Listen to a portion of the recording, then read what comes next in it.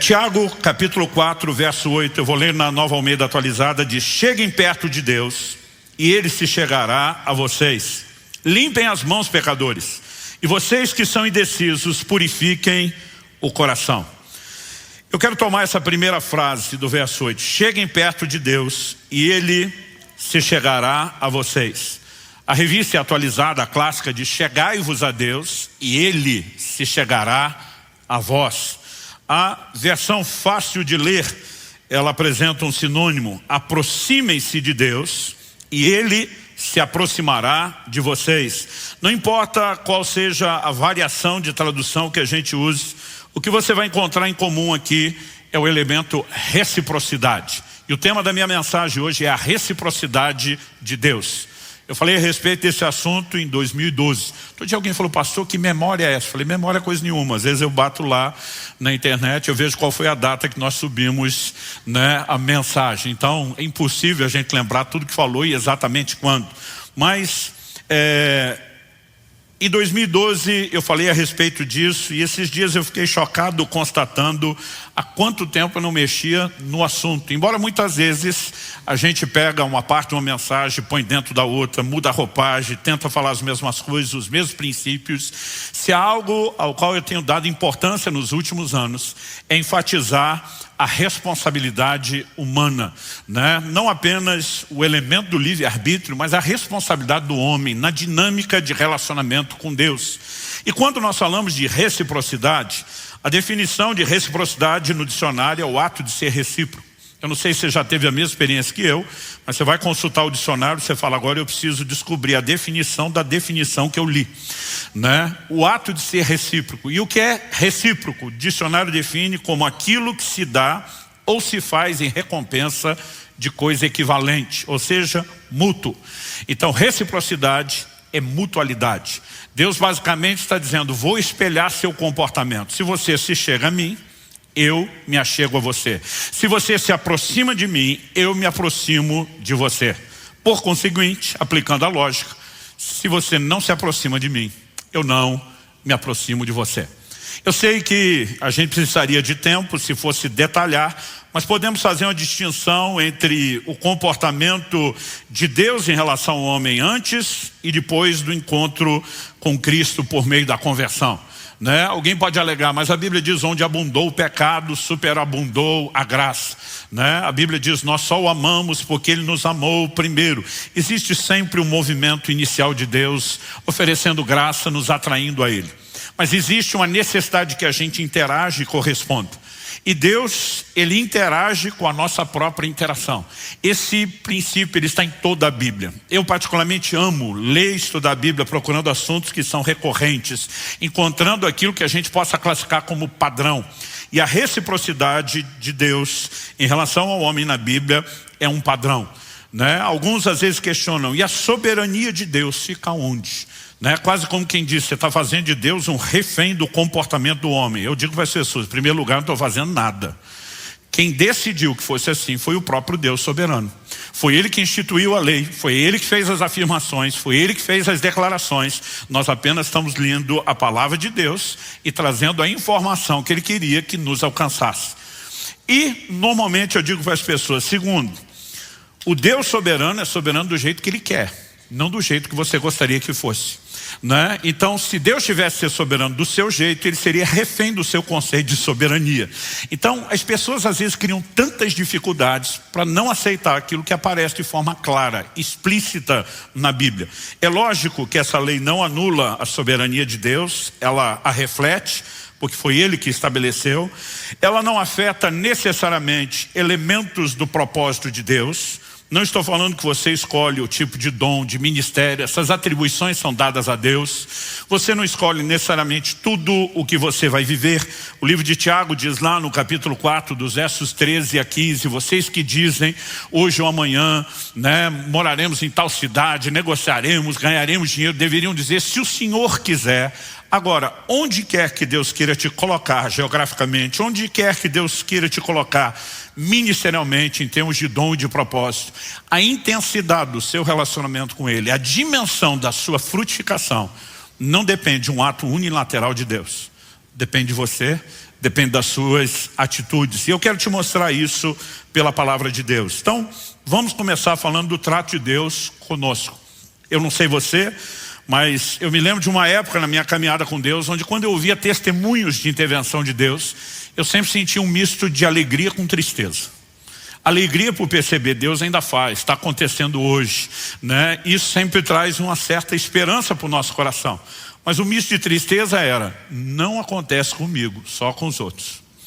E aí vinha, ao mesmo tempo que aquela esperança de é possível, aquela frustração, mas parece que Deus faz para os outros e não faz para mim. E eu percebo muita gente estacionada nesse lugar de frustração, sem a compreensão de que Ele pode intencionalmente provocar manifestações maiores de Deus na sua vida. Então, para você que anseia mais de Deus, eu quero que você entenda a sua responsabilidade e como você pode intencionalmente caminhar para esse lugar. Em 1 Samuel, no capítulo 2, no verso 30, Deus diz assim: eu honro aqueles que me honram, mas os que me desprezam, eu desprezarei. Do que é que Deus está falando?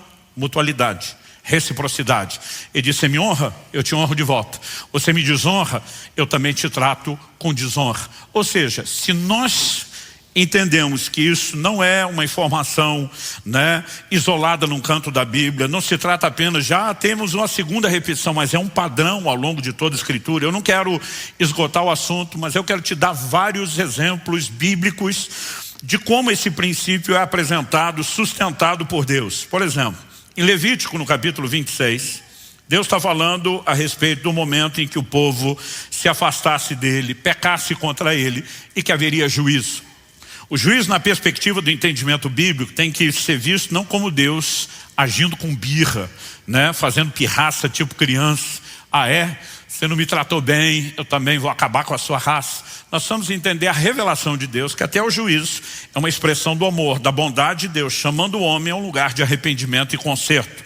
Mas Deus diz o seguinte, depois de anunciar o juízo que viria se pecarem, Ele diz em Levítico 26, 23, se ainda com isso vocês não se corrigirem e não voltarem para mim, porém andarem em oposição a mim, outras versões dizem contrários a mim, verso 24, eu também serei contrário a vocês, e eu mesmo os ferirei 7 vezes mais por causa dos seus pecados. Então, o que é que Deus está falando aqui? Novamente, mutualidade, né? Se vocês forem contrários a mim, eu serei contrário a vocês. No segundo livro de Crônicas, no capítulo 15, nós temos uma palavra profética liberada durante o reinado de Asa. Verso 1 e 2 de 2 Crônicas 15 diz assim, o Espírito de Deus veio sobre Azarias, filho de Oded, que saiu ao encontro de Asa e lhe disse, Asa e todo Judá e Benjamim, escutem, o Senhor está com vocês, enquanto vocês estão com Ele. Se o buscarem, Ele se deixará achar, mas se o deixarem, Ele também os deixará. 3 afirmações na sequência, falando de reciprocidade. O Senhor está com vocês, enquanto vocês estão com Ele. Se vocês o buscam, Ele se deixa achar. Mas se vocês o deixarem, Ele também os deixará. Né? Cada uma das 3 afirmações reflete o mesmo princípio de reciprocidade. E esse trato de Deus conosco precisa ser entendido. E qual a razão de Deus comunicar isso? Ele não espera que apenas a gente possa no final da vida fazer uma avaliação e descobrir, então foi por isso que eu vivi dessa forma. Ele quer que você, munido dessa informação intencionalmente, possa dizer, peraí, se eu tratar Deus de forma diferente, eu serei tratado por Ele também de forma diferente. E é isso, exatamente isso, que a Escritura sinaliza. 2 Crônicas 16, 9. Os olhos do Senhor passam por toda a terra, buscando corações se mostrem íntegros, inteiros para com Ele, a fim de que Ele se mostre forte para com esses. Deus vai mostrar a sua força e o seu poder para todo mundo? Não. Ele está procurando onde estão aqueles corações que são totalmente meus. Onde estão aqueles corações que se voltem totalmente para mim. Para esses eu vou manifestar minha força. Para esses eu vou manifestar o meu poder. Porque quando você trata Deus de forma diferente, Ele também vai te tratar de forma diferenciada. Não importa se abordamos o aspecto positivo, Ele honra os que o honram, ou se abordamos o aspecto negativo, Ele vai tratar com desonra aqueles que o desonram. Nós vamos encontrar sempre a repetição do mesmo princípio. Em Números capítulo 14, verso 24, Deus fala sobre Caleb. Você deve se lembrar que daquela geração que sai do Egito, E chega no limiar da terra prometida. Moisés envia antes 12 espias para que pudessem ver a terra e trazer um relatório que empolgasse o povo e dissesse: a terra é o que Deus prometeu.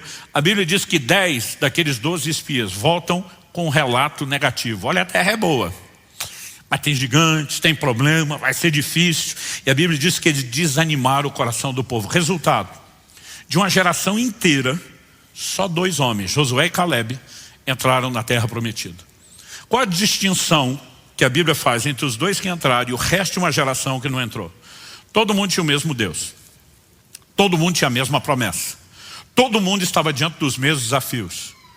Então, se todo mundo tem o mesmo Deus, a mesma promessa e o mesmo problema, por que é que 2 superam e o resto de uma geração não? Atitude. Eu e você precisamos entender que o trato de Deus conosco está relacionado às nossas atitudes, e isso tem a ver com reciprocidade. Tanto uma disposição de honrá-lo, como a questão de fé, e eu quero abordar as 2 coisas aqui. Há um momento onde Deus fala especificamente sobre Caleb, Números 14 e 24. Ele diz: porém, o meu servo Caleb, visto que nele houve outro espírito, diferente dos que desprezaram a terra, Deus diz: porque nele houve outro espírito e perseverou em seguir-me, eu farei entrar na terra que espiou, e a sua descendência a possuirá. Deus está dizendo: ele perseverou em me seguir, ele me levou a sério, eu vou honrá-lo. O resto de vocês, não. Então, quando você olha para as Escrituras, não importa se você está olhando o registro de uma pessoa, se você olha o relato de um povo, de uma geração, o princípio, ele é sempre o mesmo: reciprocidade. No Salmo 18, versos 25 e 26, nós percebemos que reciprocidade é o que nos leva não só a experimentar as ações de Deus, mas nessa lei, a própria revelação de Deus, ela é baseada na reciprocidade. Então, no Salmo 18, 25 e 26, nós lemos: para com quem é fiel, fiel te mostras. A NVI, a Nova Versão Internacional, em vez de usar a expressão te mostras, diz te revelas. Para com quem é fiel, fiel te mostras. Com o íntegro também íntegro. Com o puro, puro te mostras. E com o perverso, inflexível. Então, olha que interessante. Com quem é fiel, Deus se revela fiel. Para com o íntegro, Deus não se revela fiel, ele se revela íntegro. Reciprocidade. Para com o puro, Deus não se revela nem fiel, nem íntegro, ele se mostra puro. Então, ele não vai se mostrar fiel para o puro, ele não vai se mostrar puro para o íntegro, e nem vai se revelar íntegro para o fiel. Embora Deus seja todas essas coisas. Mas por causa da lei de reciprocidade ou mutualidade e de sua atitude e fidelidade, não só permite que você experimente minha fidelidade, mas que você entenda minha fidelidade. Sua atitude e integridade permite que você não só desfrute, mas que você compreenda a minha integridade. Sua atitude e pureza permite ter acesso ao entendimento da minha pureza e, consequentemente, das minhas ações na sua vida. Mas para com o perverso, você não vê uma mutualidade no sentido pleno da palavra. Porque para com o perverso, Deus não se mostra perverso. Por que não? Porque não há perversidade em Deus. Então Deus diz: para você eu não tenho nada para mostrar, mas a minha atitude em relação a você é de resistir. Então, algumas versões diz: ao perverso Deus resiste. Outra diz: para com o perverso ele é inflexível. Então, de qualquer forma, nossa atitude, ela determina se teremos ou não a revelação de Deus, mas certamente ela determina qual será a ação de Deus nas nossas vidas. E quando olhamos para a palavra de Deus, esse tipo de informação, eu acredito que ela não é só importante, eu a classificaria no nível de fundamental, de essencial. Por exemplo, Romanos capítulo 2, verso 9, diz que Deus não faz acepção de pessoas. Isso significa o quê? Que Ele ama a todos nós igualmente. Isso significa que Deus não tem filhos prediletos. Eu não admito a ideia de Deus ter filho predileto, a menos seja eu. Aí eu posso abrir uma exceção. Mas salvo isso, não. Então assim, durante toda a minha caminhada com Deus, cada vez que eu vejo alguém que experimentou algo de Deus, eu estou olhando para aquilo dizendo: é um precedente, uma jurisprudência. Deus fez por ele, pode fazer por mim. Porque a Bíblia diz que Deus não faz acepção de pessoas. Todos nós somos igualmente amados. Esse é um bom momento para você dar um glória a Deus, um amém. Agora, deixa eu te dizer algo: Deus não faz acepção de pessoas, mas Ele faz acepção, distinção de atitudes. E isso é inquestionável quando olhamos na palavra de Deus. Então vamos, em primeiro lugar, olhar a questão de Deus não faz acepção de pessoas. Em Êxodo, no capítulo 30, nós temos um tipo de oferta específico que é mencionado. Eu quero ler Êxodo 30, do 12 ao 16. Deus orienta Moisés e diz: quando você fizer recenseamento dos filhos de Israel, cada um deles dará ao Senhor o resgate de si próprio quando você fizer a contagem, para que não haja entre eles praga nenhuma quando você fizer a contagem. Lá na frente, quando você lê o segundo livro de Samuel e descobre que no censo de Davi, que não só ele fez contrário à direção de Deus, mas não levantou essa oferta, a história termina exatamente com a praga tocando a nação. E Deus já estava dizendo antes, trabalhando esses conceitos de causa e consequência. Então ele diz: vai ter recenseamento, cada um dê sua oferta de resgate. Verso 13. Todo aquele que for incluído na lista dará isso, 6 gramas. Isso, na verdade, tem a ver com a prata. E ele diz o seguinte: 6 gramas, segundo o peso padrão do santuário, que é de 12 gramas. Então, essas 6 gramas são oferta ao Senhor. Todo aquele que for incluído na lista de 20 anos para cima, dará oferta ao Senhor. Olha o verso 15. O rico não dará mais de 6 gramas, nem o pobre dará menos quando derem oferta ao Senhor para fazer expiação pela vida de vocês. Você receberá o dinheiro das expiações dos filhos de Israel e usará para serviço na tenda do encontro, e será para a memória dos filhos de Israel diante do Senhor para fazerem expiação pela vida de vocês. Ao longo das Escrituras, todas as demais ofertas, elas estão relacionadas com a condição de cada um. Então, por exemplo, em 1 Coríntios 16, você vai ver Paulo falando, né? Em relação à coleta para os santos, cada um de vocês ponha de parte no primeiro dia de semana, conforme a sua prosperidade. Não era todo mundo que contribuiria exatamente com o mesmo valor. Por quê? Nós temos uma diferença de posse, de aquisição, de poder aquisitivo. Por exemplo, quando uma criança nascia e iria ser consagrada ao Senhor, apresentada no templo, havia uma oferta. Mas essa oferta ela podia variar de acordo com as posses da pessoa. Então, se fosse uma família muito pobre, que não pudesse oferecer, por exemplo, um animal maior para o sacrifício, então seria apresentados 2 pombas, né, ou rolinhas. E você vai perceber que essa foi exatamente a oferta que José e Maria fazem no templo por Jesus, o que indicam que não era uma família de muitas posses financeiras. Então, aquilo que as pessoas ofertariam sempre estava relacionado às suas condições.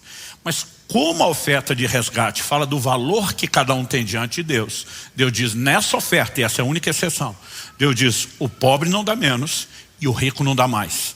Por quê? Aquela oferta representava o valor de cada um. E Deus está dizendo: aos meus olhos, todo mundo tem o mesmo valor, todo mundo tem a mesma importância. Quem está entendendo isso? Agora, falando ainda de oferta, o apóstolo Paulo em 2 Coríntios, no capítulo 9, no verso 6, ele traz uma orientação muito clara. E essa orientação apresentada por Paulo é a seguinte: isso afirmo, aquele que semeia pouco, também colherá pouco. E o que semeia com fartura, também colherá com fartura. O que Paulo está dizendo? Ele está dizendo, na hora de ofertar, expressando o valor que vocês têm diante de Deus, todo mundo dá a mesma coisa. Porque Deus não faz acepção de pessoa. Mas preste atenção. Em qualquer outra oferta que não diga respeito ao valor de vocês, quem semeia mais, vai colher mais. Quem semeia menos, vai colher menos. Quem não semeia, não vai colher. O que é que Deus está dizendo? Eu não faço acepção de pessoas, mas eu faço de atitudes. Nós muitas vezes criamos uma bagunça em torno de declarações da Bíblia, como por exemplo a graça, que entre outras coisas fala de um favor que não é merecido. E nós começamos a usar isso como se não houvesse nenhum tipo de sistema na Bíblia de recompensa a nada daquilo que se faz. O que também é atacar e contradizer as Escrituras. Se por um lado a Bíblia diz que salvação é pela graça, que não vem das obras para que ninguém se glorie, por outro lado o tempo todo Deus diz: de acordo com as suas obras será a sua recompensa. Em outras palavras, Deus está dizendo: eu farei por você algo proporcional àquilo que você faz por mim. E quando ele está falando de colheita financeira, ele diz é na proporção do plantio. Porque esse mesmo Deus que em alguns momentos está manifestando o favor, a graça imerecida, em outros momentos está declarando todo mundo tem valor aos meus olhos, ele também tem como um dos seus atributos a justiça. E muitas vezes nós deixamos de pensar nesses termos, que Deus vai nos tratar exatamente de acordo com a forma como nós o tratamos. Eu acredito que quando a gente começa a enxergar e perceber essas coisas, essa percepção pode nos ajudar intencionalmente mudar a forma como nós nos relacionamos com Deus. Então, há mais de 20 anos atrás, quando plantamos a primeira das comunidades Alcance, que começou em Irati, eu lembro que eu me mudei para lá. Eu e Kelly, na época, abraçamos um desafio de fé e não apenas nos mudamos para Irati sem nenhum tipo de sustento, mas nós levamos outras 6 famílias conosco para nos ajudar na implantação da igreja. E eu lembro que aquilo era um desafio. Então a gente abriu mão de tudo que tinha. Desfizemos, vendemos nossa casa, carro, algumas das coisas que tínhamos, reservas, e dissemos, vamos investir nesse projeto. Nós queremos ver o reino de Deus funcionando. E a partir daquele momento, nós criamos um código com aquelas famílias. A gente queria viver estilo o livro de Atos. A Bíblia diz que eles dividiam tudo conforme a necessidade. E durante um bom tempo, o nosso estilo de vida era o seguinte: tudo que entrava a gente dividia com aquelas famílias. Então o miojo dividia por igual, o Nescau por igual. Nescau era luxo naquela época, o achocolatado, vamos falar assim, A única exceção que a gente tinha é famílias que têm crianças pequenas podem ser beneficiadas quando aparecer uma bolacha, e outros que não têm crianças vão ser avaliados de acordo com tem ou com a idade. Mas salvo isso, a gente tratava tudo por igual. Mas eu lembro de uma viagem que eu fiz. E antes de eu chegar no meu destino, eu tive inúmeros problemas. O carro quebrou, tive que deixá-lo no meio do caminho, numa oficina, consertando. Tive que alugar outro carro. Quer dizer, as despesas de viagem já tinham aumentado exponencialmente, mas não falei nada para ninguém. Eu simplesmente só queria resolver a situação, falei, depois eu penso. Quando eu cheguei no primeiro de vários destinos, eu ia pregar em 3 cidades de um determinado estado. O homem de Deus que eu estava visitando é um profeta daqueles que parece ser o das páginas do Antigo Testamento. Daqueles que revela até a sombra, E quando eu cheguei, apesar de não ter falado nada, eu lembro quando entrei na casa dele, ele falou assim para mim, cara, eu tenho uma palavra de Deus para você, e pode ser que você não goste, mas Deus mandou te falar isso quando você chegasse. Ele falou, a primeira coisa que ele mandou te falar é que nessa sua viagem, tudo que vai entrar não vai cobrir nem suas despesas, você vai voltar no vermelho, no prejuízo. E não é porque as pessoas não vão te tratar bem, você vai ter despesas como nunca teve. E Deus está permitindo isso tudo acontecer para chamar a sua atenção. Eu estou pensando, ele ainda nem sabe de nada, mas a coisa já estava acontecendo. Ele olha para mim e diz assim, e ele disse que vai permitir isso por você largar a mão de ser besta. Ele não foi nada polido. Ele disse, porque você quer ser mais justo do que Deus. Ele falou assim para mim, Deus me disse que tudo o que você recebe, você está dividindo por igual com todas as famílias que estão à sua volta. Mas a questão é, essas famílias estão com você. Plantaram a mesma coisa que você plantou? Porque se eles não plantaram, eles não têm direito de colher o que você está colhendo. E você está tentando ser mais justo que Deus. Eles partilham de uma colheita sem ter participado da semeadura. Ele falou assim para mim, você tem crédito diante de Deus, porque semeou. Mas para você aprender, Deus agora vai limitar. Ele falou assim, vai fechar a torneira para o seu lado.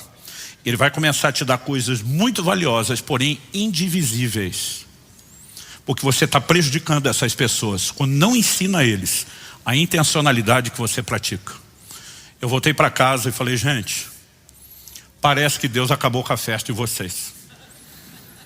Eu falei, nenhum de vocês está plantando o que nós estamos plantando. Vocês estão se doando aqui no trabalho e eu acredito que vocês merecem ser honrados. Mas eu acredito que Ele quer que vocês entendam um princípio que tem funcionado para mim e para Kelly. Eu falei, e os próximos anos, aqueles vocês não entendem isso nessa conversa, vocês vão perceber olhando para a nossa vida, tudo que Deus vai fazer por nós. E eu espero que pelo menos vocês possam entender depois com atraso, mas que vocês entendam os princípios.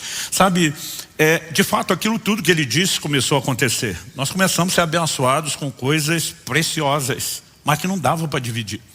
E aquilo começou a chamar a atenção daquelas pessoas. E o testemunho que eu tenho de muitos deles foi que de fato eles acordaram e disseram, peraí, nós não só podemos, mas nós precisamos ser intencionais naquilo que nós fazemos. Quem está entendendo? Porque as pessoas, como eu falei, elas pegam uma parte da doutrina em detrimento de outra. Outro dia um cara falou assim para mim, eu não entendo sua dedicação a Deus. Eu falei, por que não? Ele falou assim,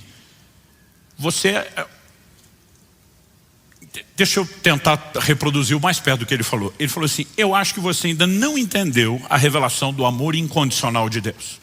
Eu falei, então me ajude a entender. Ele falou assim, nada que você fizer de bom vai fazer com que Deus te ame mais. E nada que você fizer de ruim vai fazer com que Deus te ame menos. Eu falei, uau, essa é a grande revelação que está faltando na minha vida. Eu falei, isso eu ensinei para meu filho uns dias atrás. Eu não estava nem falando de Deus, estava falando de mim. O Israel tinha em torno de 11 anos de idade. E eu fiz uma aventura que Dona Kelly, mãe do garoto, minha esposa, pedagoga, não aprovou. Eu fiz ele faltar praticamente uma semana de aula para me acompanhar numa viagem. Era o início do ano, falei, recupera isso aí, eu estou ficando longe demais, eu quero ter tempo, né, com a família, vou trazer todo mundo. Ele é o que estava na idade da matéria ser mais desafiadora. Quando nós voltamos, o professor deu uma prova surpresa em cima do conteúdo que ele perdeu. Ou seja, eu sabia que ele tinha ido mal. Então alguns dias se passaram e meu filho entra em casa. Naquela época do mês que eles estão trazendo o boletim escolar. Pela linguagem corporal, cabeça baixa, não tinha coragem de me encarar nos olhos, as pernas tremendo que nem vara verde na hora de falar comigo, eu já saquei o que tinha acontecido. E como ele mal conseguia falar de nervoso e de medo, eu falei, por acaso você tem na sua mochila um boletim que tem uma nota vermelha? Deus te revelou, pai. Eu falei, não, foi tu mesmo. Mas ele estava tão assustado, com tanto medo, e eu não conseguia falar com ele. Eu falei, filho, para. Eu falei, eu amo você. Ele falou, eu sei. Eu falei, você sabe, mas não entendeu. Eu falei, o meu amor por você é incondicional. Eu te amo porque você é meu filho. Eu não te amo pela sua performance. Eu falei para ele, nada que você fizer de bom vai fazer eu te amar mais. Nada que você fizer de ruim vai fazer eu te amar menos. Pensa numa cara de alívio estampada no rosto do piá. Só que logo depois do alívio, o ar começou a mudar para uma cara de malandragem. E ele não precisava falar para eu saber o que ele estava pensando. Ele estava pensando alguma coisa mais ou menos assim. Então liberou geral. Porque se nada que eu fizer de bom vai fazer o Senhor me amar mais e nada que eu fizer de ruim vai fazer me amar menos, por que é que o meu comportamento tem que ser diferente? Mas quando eu vi a carinha mudando de alívio para malandro, eu falei para ele, eu já sei o que você está pensando aí, então deixa eu te explicar algo. O meu amor por você fala do valor que você tem por mim. Agora eu espero que eu também tenha valor e importância para você. E esse é um outro assunto que se chama agradar. Se você quiser me agradar, sua boa atitude vai funcionar. Se você quiser me desagradar, sua má atitude vai produzir resultado, independente do tanto que eu lhe amo. Aí as pessoas hoje em dia ficam falando de um amor condicional, incondicional de Deus, como se justificasse, viva de qualquer forma. Deixa eu te dizer algo. O que determina o seu destino não é o amor incondicional de Deus, são suas atitudes. João 3,16, Deus amou o mundo de tal maneira que deu seu Filho unigênito para que todo aquele que nele crê não pereça, mas tenha vida eterna. O amor de Deus fez Deus oferecer salvação para todo mundo. As pessoas serão salvas porque Deus as ama? Não. A Bíblia diz para que todo aquele que nele crê. Então é salvo quem crê. E quem não crê, o verso 18, João 3 diz, condenado. Então você tem gente indo para o inferno que Deus ama incondicionalmente. Mas mesmo seja incondicionalmente amado por Deus, vai se lascar. Por quê? Porque a sua maneira de tratar Deus não foi correta. E nossas atitudes vão influenciar e determinar o nosso destino. Quem está entendendo a diferença? Então eu falei para aquela criatura que estava me questionando, dizendo que não tinha revelação. Eu falei, o amor incondicional de Deus fala do valor que você tem para Ele. Sua disposição de agradá-lo, porque isso é doutrina bíblica, gente. Jesus diz em João, no capítulo 8, no verso 29, falando do Pai, ele diz, eu faço tudo o que lhe agrada. Em 1 Tessalonicenses, no capítulo 4, no verso 1, Paulo diz, finalmente, irmãos, pedimos a vocês e os exortamos no Senhor Jesus, que assim como aprenderam de nós a maneira como devem viver e agradar a Deus. Então eles ensinavam um estilo de vida, qual era o padrão do cristianismo, e ele diz como devem viver e agradar a Deus. Ele diz, e efetivamente estão fazendo que vocês continuem progredindo cada vez mais. Então você vai ver Paulo dizendo em Romanos 8:8, os que estão na carne não podem agradar a Deus. A Bíblia dizendo em Hebreus 11:6, sem fé é impossível agradar a Deus. Há toda uma doutrina na palavra de Deus sobre agradá-lo. O amor incondicional dele para comigo e para com você fala do valor que nós temos diante dele e de um Deus que não faz acepção de pessoas.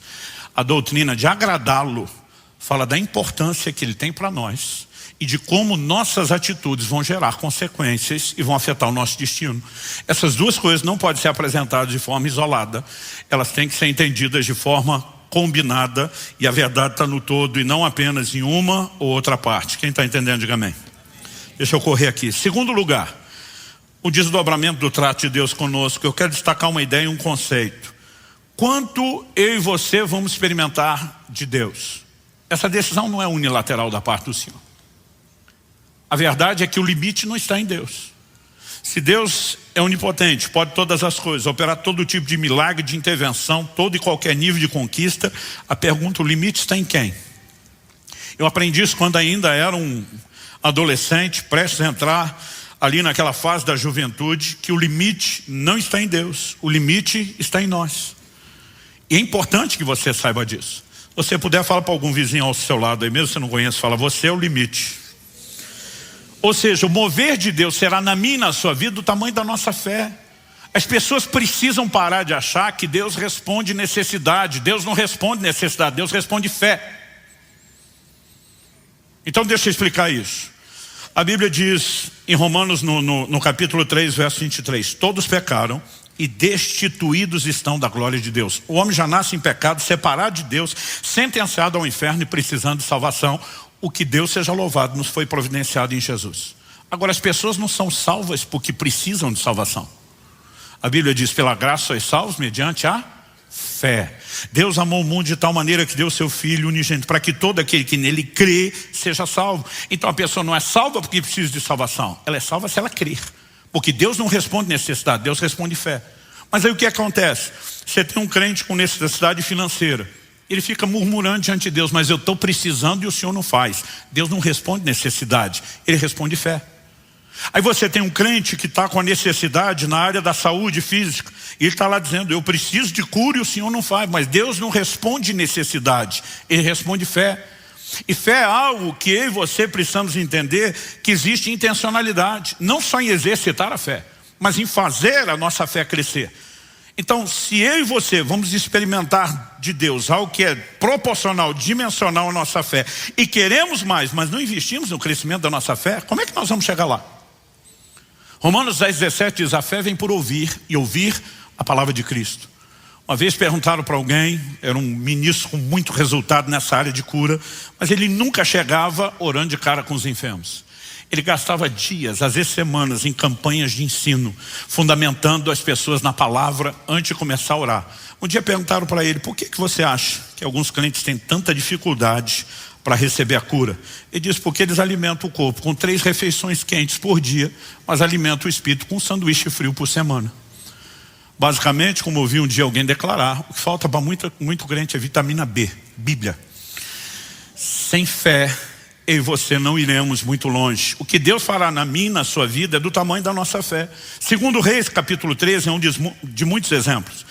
O profeta Eliseu dá uma palavra profética para o rei Joás, dizendo, olha, você vai exterminar o seu inimigo em Afeca até os consumir. Deus vai dar vitória completa. Ele diz para ele, atira no chão. O homem atira 1, 2, 3. Quando ele para, é a hora que eu imagino um Eliseu dizendo, por que parou? Parou por quê? E diz, 5 ou 6 vezes você tinha que ter ferido o chão. E diz, então você teria ferido o inimigo até os consumir do jeito que Deus prometeu. Aí ele olha e diz, agora só vai ferir 3 vezes. O que é que o céu estava dizendo para aquele homem? Algo parecido com o que Jesus dizia no seu ministério terreno. Seja feito conforme a sua fé. Se eu e você não compreendemos que estabelecemos limites e que nós podemos intencionalmente removê-los, nós não vamos muito longe. Romanos capítulo 5, verso 2, nos mostra que pela fé nós temos acesso à graça. Tudo aquilo que é disponibilizado na graça só tem um acesso, fé. Agora, quanto de fé eu e você iremos manifestar depende da nossa decisão de crer e confiar em Deus e de alimentar e exercitar a própria fé. Logo, não importa o assunto que a gente trabalha, eu vou dizer que essa lei, ela sempre se repete, é recorrente. Nós passamos o mês de setembro aqui ensinando sobre vida no Espírito. E eu lembro que uma das ênfases que demos foi Ezequiel 47, falando sobre o rio de Deus, dizendo, é você que entra no rio, não é o rio que invade a sua vida. Quanto mais você afunda, quanto mais você se entrega, mais controle ele assume, reciprocidade. Terceiro e último lugar, diz respeito a valorizarmos ou cuidarmos dos interesses de Deus. Eu acredito que esse também é um entendimento que precisa encher o meu e o seu coração e nos levar a atitudes de intencionalidade. Eu quero ler textos tanto do Antigo Testamento como do Novo e mostrar que o padrão se sustenta, não importa se falamos da Antiga ou da Nova Aliança. Em Êxodo, no capítulo 34, Deus diz o seguinte no verso 23. 3 vezes por ano, todo homem deve aparecer diante do soberano Senhor, o Deus de Israel. Então, de todas as festas de Israel, 3 eram destacadas como principais. Dessas 3, aí tem Páscoa, né, Tabernáculos, Pentecoste. Deus está dizendo, todo mundo nessas datas fixas anuais, todo homem tem que subir diante do Senhor. Que era subir diante do Senhor e ao templo em Jerusalém. Isso começa na época do tabernáculo, que esteve em outros lugares, e depois, obviamente, o templo seria construído em Jerusalém. Deus está dizendo, todo mundo tem que fazer isso. Agora, pensa comigo. Deus está falando isso a um povo que está saindo do Egito, vai conquistar a terra, vai travar guerra contra os seus inimigos, mas 3 vezes ao ano eles têm que interromper a guerra, virar as costas para suas propriedades, deixá-las desguarnecidas, porque nem todas as mulheres e crianças eram obrigados a ir, mas todos os homens eram. E da perspectiva militar, deixar tudo vulnerável para ir adorar a Deus e voltar depois. O que você acha que essa gente, com a mentalidade de guerra que estavam vivendo, ia pensar? É ruim, que nós vamos deixar tudo para trás, desguarnecido, desprotegido, para ir lá fazer festa diante de Deus? E Deus se antecipa, verso 24, dias do 34. Porque expulsarei as nações diante de vocês e aumentarei o seu território. Ninguém cobiçará a sua terra quando vocês comparecerem na presença do Senhor seu Deus 3 vezes por ano. Deus está dizendo, presta atenção. Se vocês me colocarem em primeiro lugar e subirem para me adorar, eu vou guardar as terras de vocês. Ninguém vai se meter com aquilo que é de vocês, porque enquanto vocês cuidarem dos meus interesses, eu cuido de vocês. Quem está entendendo? Agora, qual a diferença disso e a declaração de Jesus em Mateus, no capítulo 6, no verso 33? Buscar em primeiro lugar o reino de Deus e a sua justiça, e todas essas coisas lhe serão acrescentadas. Que coisa é essa que Jesus está falando? Se você olhar o contexto, desde o verso 25, Jesus está falando a respeito de não ficarem preocupados ou ansiosos quanto ao que irão comer, beber, em relação ao corpo, ao que irão vestir. Ele está dizendo, se você colocar os interesses de Deus em primeiro lugar, Ele vai cuidar dos seus interesses. Então busca o reino de Deus, e você vai ver o cuidado de Deus se manifestando, vindo a reboque em todas essas outras áreas. O que é que nós temos aqui? Mais uma vez, mutualidade.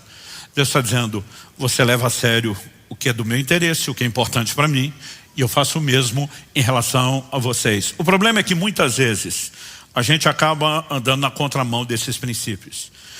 E assuntos como da semana passada, quando a gente fala de calcular o custo de construir a torre, a gente acha que é só calcular o preço da entrega, mas a gente tem que calcular os resultados.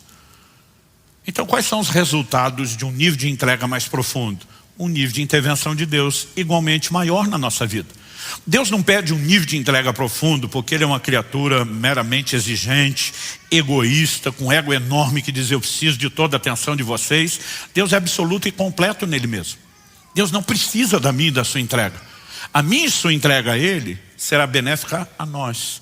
Vai trazer equilíbrio na nossa vida, porque vamos construir em cima de fundamentos duradouros, vamos construir em cima de valores corretos, e Deus está dizendo, eu vou fazer mais na sua vida. O problema é que o ser humano, desde lá do início do Éden, ele acha que sempre consegue ter uma ideia de como desfrutar melhor da vida fora do padrão de Deus. Então Deus está dizendo, você pode comer de todas as árvores, essa aqui não, se comer vai dar ruim. Aí o diabo vem tentar o homem e diz, Deus está escondendo o ouro. Na verdade, Ele não quer que você experimente o que realmente é bom. Eu fico me perguntando, quem em sã consciência vai achar que a voz de maior credibilidade é a do Satanás em vez da de Deus? Mas por que aquilo encontra um coro dentro do próprio homem? Eu acho que eu consigo algo melhor do que o que Deus está me proporcionando. Ele simplesmente dá ouvidos àquilo. E muitas vezes nós temos limitado tudo aquilo que Deus disponibiliza por causa de atitudes são egoístas. Eu e você precisamos crer, sem um pingo de desconfiança, que Deus deseja o nosso melhor. Mesmo no momento onde Israel tinha se afastado de Deus, estava colhendo as consequências, sendo julgado como nunca tinha sido, Deus diz, eu é que sei os pensamentos que tenho a respeito de vós. São planos de bem, não de mal, para vos dar um futuro e uma esperança. Deus está dizendo, até enquanto corrijo, estou tentando trazê-los de volta para mudar a sorte de vocês. E nós precisamos crer nisso. Mas o livro de Ageu nos mostra o princípio oposto. Eu falei de 2 textos, onde quando colocamos Deus em primeiro lugar e cuidamos dos interesses dele, ele cuida do que é do nosso. O livro de Ageu fala do mesmo princípio, mas mostra outra perspectiva. Quando desvalorizamos as coisas de Deus, ele também nos trata com reciprocidade. Abra comigo no livro de Ageu, e sim, tem esse livro na Bíblia. Talvez fica mais fácil você pegar o Evangelho de Mateus e voltar 3 livros para trás. Ageu, capítulo 1, verso 2. Assim diz o Senhor dos Exércitos: esse povo diz, ainda não chegou o tempo em que a casa do Senhor deve ser reconstruída. Por isso, aqui, lei de causa e consequência. Por causa do que o povo está falando, Deus vai reagir. Por isso a palavra do Senhor veio por meio do profeta Ageu, dizendo. Então deixa eu fazer uma pausa aqui. Vamos colocar um pano de fundo. Ageu está profetizando no período do pós-exílio de Babilônia. A nação de Israel tinha sido levada em cativeiro pela Síria, e a nação de Judá, o reino do sul, junto com Benjamim, foram levados cativos para a Babilônia. Deus disse que o cativeiro babilônico, por meio do profeta Jeremias, teria duração de 70 anos. E Deus deu todas as razões. Agora, no final do período, esse povo está voltando para a terra. A cidade de Jerusalém está sendo reconstruída. As casas estão sendo reconstruídas. Mas a casa de Deus está abandonada. E o povo está justificando. Não chegou a hora de cuidar da casa de Deus. Verso 4. Qual foi a palavra de Deus? Acaso é tempo de vocês morarem em casas luxuosas, enquanto esse templo permanece em ruínas? Portanto, assim diz o Senhor dos Exércitos: considerem o que tem acontecido com vocês. A NVI diz: vejam aonde os seus caminhos os levaram. Deus diz: dá uma olhada à volta. Eu vou ajudar vocês a entender o que é que está acontecendo. Aí ele explica, verso 6. Vocês semearam muito e colheram pouco. Comem, mas isso não chega para matar a fome. Bebem, mas isso não dá para ficarem satisfeitos. Põem a roupa, mas ninguém se aquece. E o que recebe o salário, recebe-o para colocá-lo numa sacola furada. Bem moderno esse texto. Bem contemporâneo essas informações. Verso 7. Assim diz o Senhor dos Exércitos: considerem o que tem acontecido com vocês. Verso 9. Vocês esperavam que fosse muito, mas o que veio foi pouco. E esse pouco, quando o levaram para casa, eu o dissipei com um sopro. Deus está dizendo: não foi Satanás, fui eu. E por quê? Pergunta o Senhor dos Exércitos: porque o meu templo permanece em ruínas, enquanto cada um de vocês corre por causa da sua própria casa. Ele diz: vocês cuidam dos seus interesses, mas não cuidam do meu. E depois espero que eu cuide dos interesses de vocês. Deus está dizendo: de jeito nenhum. Olha o verso 10. Por isso, causa e consequência. Por isso os céus retêm o seu orvalho, a terra não produz os seus frutos. Fiz vir a seca sobre a terra e sobre os montes, sobre o cereal, sobre o vinho, sobre o azeite, sobre o que o solo produz, sobre as pessoas, sobre os animais e sobre todo o trabalho das mãos. O verso 12 vai mostrar que o povo vai atender a voz do Senhor. Começando o governador, o sumo sacerdote, até o povo. A Bíblia diz que eles atenderam a voz do Senhor, que o povo temeu o Senhor. E a Bíblia diz que há um despertamento e eles começam, de fato, um posicionamento para reconstruir a casa de Deus. Então vamos valorizar o que é do interesse de Deus. Depois a gente cuida do nosso. Qual foi a resposta de Deus? Vamos pular para o capítulo 2, verso 15. Deus diz: agora considerem tudo o que aconteceu desde aquele dia. Antes de vocês terem começado a colocar pedra sobre pedra no templo do Senhor. Antes daquele dia. E Deus está falando de um dia específico onde a obra começou. Deus diz: antes daquele tempo, alguém vinha a um monte de trigo esperando encontrar 20 medidas e havia somente 10. Vinha ao lagar para tirar 50 medidas e havia somente 20. Eu os feri com queimaduras, com ferrugem, com granizo, em tudo que vocês fizeram. Mas não houve entre vocês quem voltasse para mim, diz o Senhor. Lembrando aqui mais uma vez que o propósito do juízo ainda é expressar misericórdia, é estabelecer conserto e trazê-los para a parte boa da lei da reciprocidade. Mas Deus diz no verso 18: por isso, desde o dia de hoje, desde o 24º dia do 9º mês, Deus está dizendo, pode marcar na folhinha, no seu calendário, desde o dia em que foram lançados os alicerces do templo do Senhor, traduzindo, onde vocês pararam de colocar suas coisas em primeiro lugar e colocaram a minha, Deus diz: desde esse dia, considere o seguinte: ainda há sementes no celeiro? Além disso, a videira, a figueira, a romazeira e a oliveira não têm dado seus frutos, mas de hoje em diante eu abençoarei vocês. Então o que Deus está dizendo? Se você não me coloca em primeiro lugar, não prioriza minhas coisas, meus interesses, não vou fazer por você. Mas se você mudar e com intencionalidade me colocar em primeiro e cuidar dos meus interesses, eu vou cuidar dos seus. Quem está entendendo?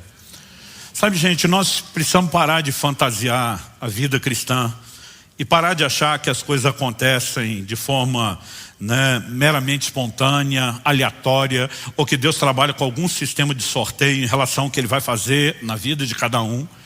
Nós precisamos entender que todo esse volume de informações, e acredito, eu estou resumindo e muito o assunto, todo esse volume de informações só tem um propósito: provocar em mim e você resposta. Nós precisamos colocar Deus em primeiro lugar e entender que Ele honra aqueles que o honram, ponto final. Deus não estabeleceu um mero sistema de troca, mas inevitavelmente nós não podemos negar que a Bíblia tem um sistema claro de recompensa. Eu sei que alguns crentes, eles preferem acreditar que o céu tem um sistema socialista e que no final todo mundo vai chegar e tem a mesma recompensa.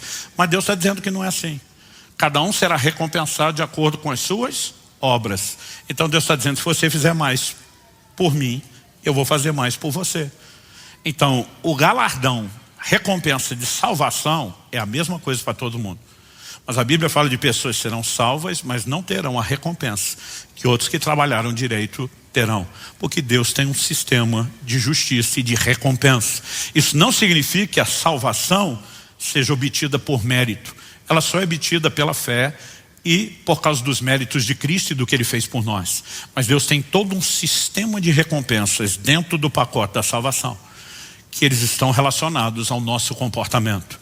E entendendo essas coisas, nós podemos intencionalmente, voluntariamente dizer: eu escolho viver uma vida diferente, eu escolho honrar a Deus e ser honrado por Ele. E quando você começa a viver dessa forma e remover limites e entrar num lugar mais profundo em Deus, onde a sua própria fé cresce, e a sua fé crescendo, as intervenções de Deus também, isso se torna um ciclo progressivo, uma espécie de bola de neve, vai aumentando e aumentando e aumentando. E eu quero dizer para você, há um lugar extraordinário para ser vivido em Deus. Nenhum de nós precisa se conformar com um lugar de mediocridade. Mas não importa o que você esteja vivendo, Deus de alguma forma está o tempo todo tentando dizer: você determina até onde você vai. Isso não significa, como eu falei antes, que nós vamos escolher algumas coisas.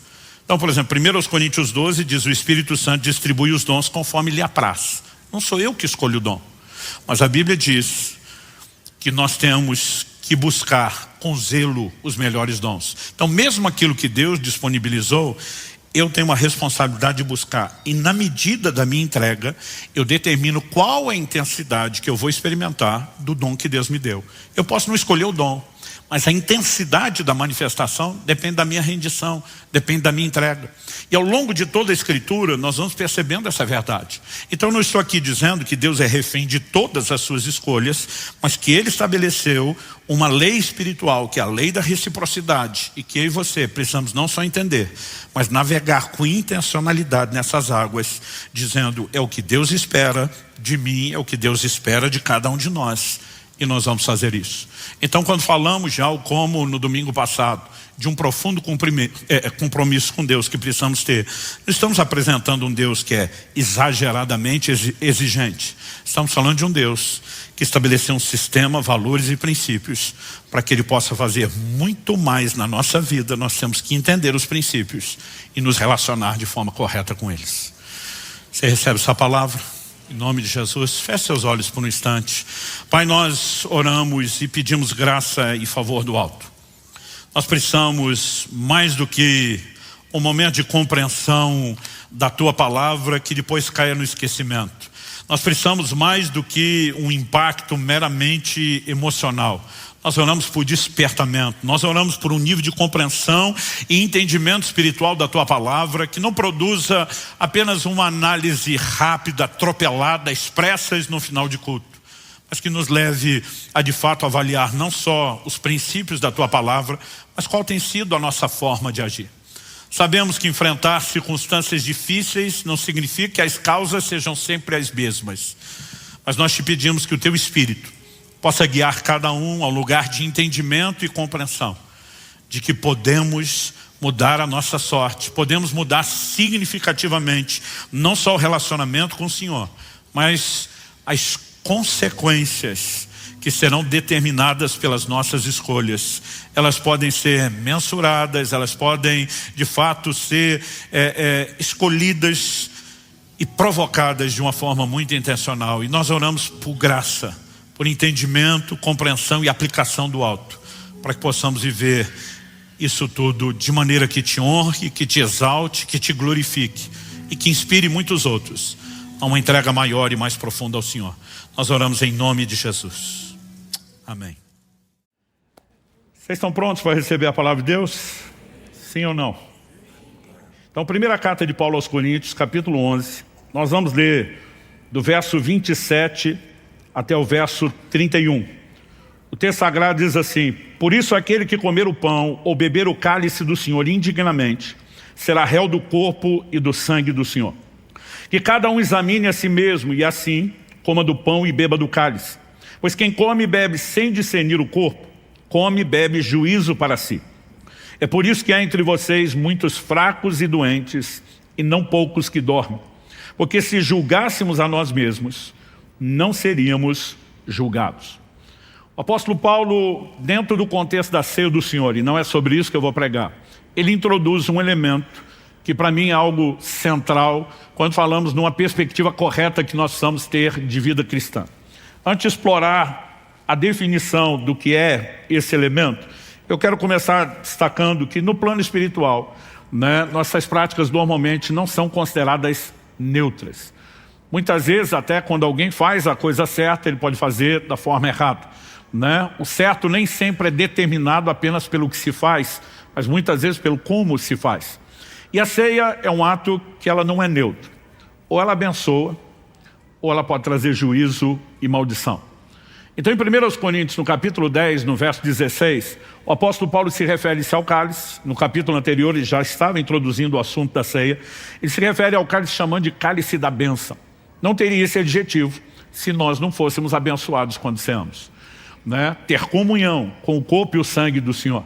Ainda que os elementos não se transformem, que nós não creamos na transubstanciação, nós comungamos com o corpo e com o sangue de Jesus no plano espiritual. Como não ser abençoado com isso? Mas o mesmo evento que pode ser bênção, Paulo diz para aquele que não se examina e não participa da forma correta, ele diz, ele acaba comendo e bebendo juízo para si. Que tipo de juízo ele está mencionando especificamente no texto? Na sequência ele vai dizer, é por isso que há entre vós, versículo 30, há entre vocês muitos fracos, doentes e não poucos que dormem. Nós sabemos que o plano de Deus, olhando de forma genérica as declarações das Escrituras, é que nós possamos ter saúde e cura. E Paulo está mencionando que alguns deles estavam fracos, estavam doentes, e quando ele fala muitos que dormem, ele não está falando de gente que ficava muito tempo na cama. Ele está usando alegoria para pessoas que experimentaram morte prematura. Por que nós vamos classificar com morte prematura? Porque apenas morrer é a realidade de todos nós, não importa o quão abençoada seja a sua vida, é aquilo que vai acontecer com todo mundo. Então ele está falando de pessoas que estavam sendo julgadas. Como sabemos disso? Além dele dizer que come e bebe juízo, ele na sequência diz no verso 31, se nós nos julgássemos a nós mesmos, não seríamos julgados. Então, o fato de muitos estarem fracos, doentes e com morte prematura, era parte de um juízo que acontecia, que não seria necessário se eles tivessem se julgado a si mesmo e não cometido o erro que cometeram.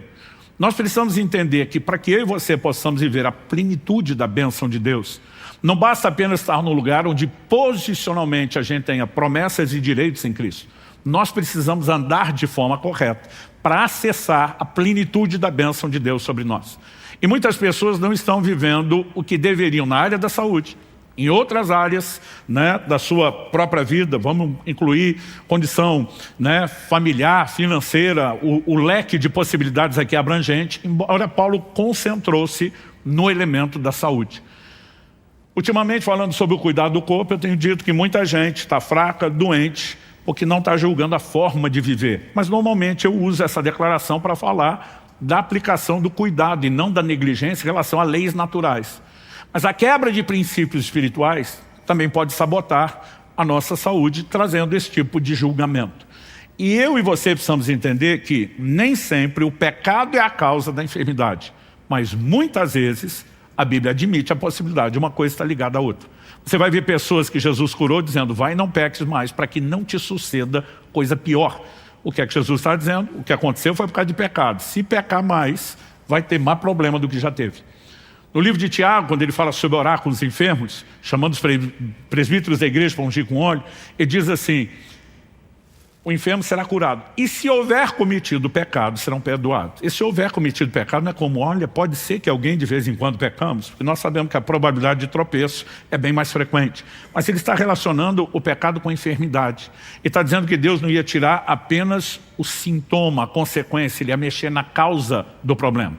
Então, equivocado é quando alguns, no estilo dos amigos de Jó, querem fazer a análise inversa. Sempre que tem alguém enfermo, a pessoa quer tentar trazer alguma garantia de que a origem é pecado. Nem sempre. Nós podemos ter quebra de leis naturais, nós podemos ter também quebra de leis espirituais, nós podemos ter situações a mais. Mas a Bíblia também trata dessa possibilidade de que essa quebra de princípios espirituais traga consequências. Muitas vezes é uma porta aberta e outras vezes é juízo acontecendo. E se isso pode ser prevenido, porque quando ele diz, se nos julgássemos a nós mesmos, não seríamos julgados, e a razão dele estar trazendo todo esse ensino é para que as pessoas não tropecem, então nós precisamos entender qual é o cerne da questão. Onde eles estavam errando?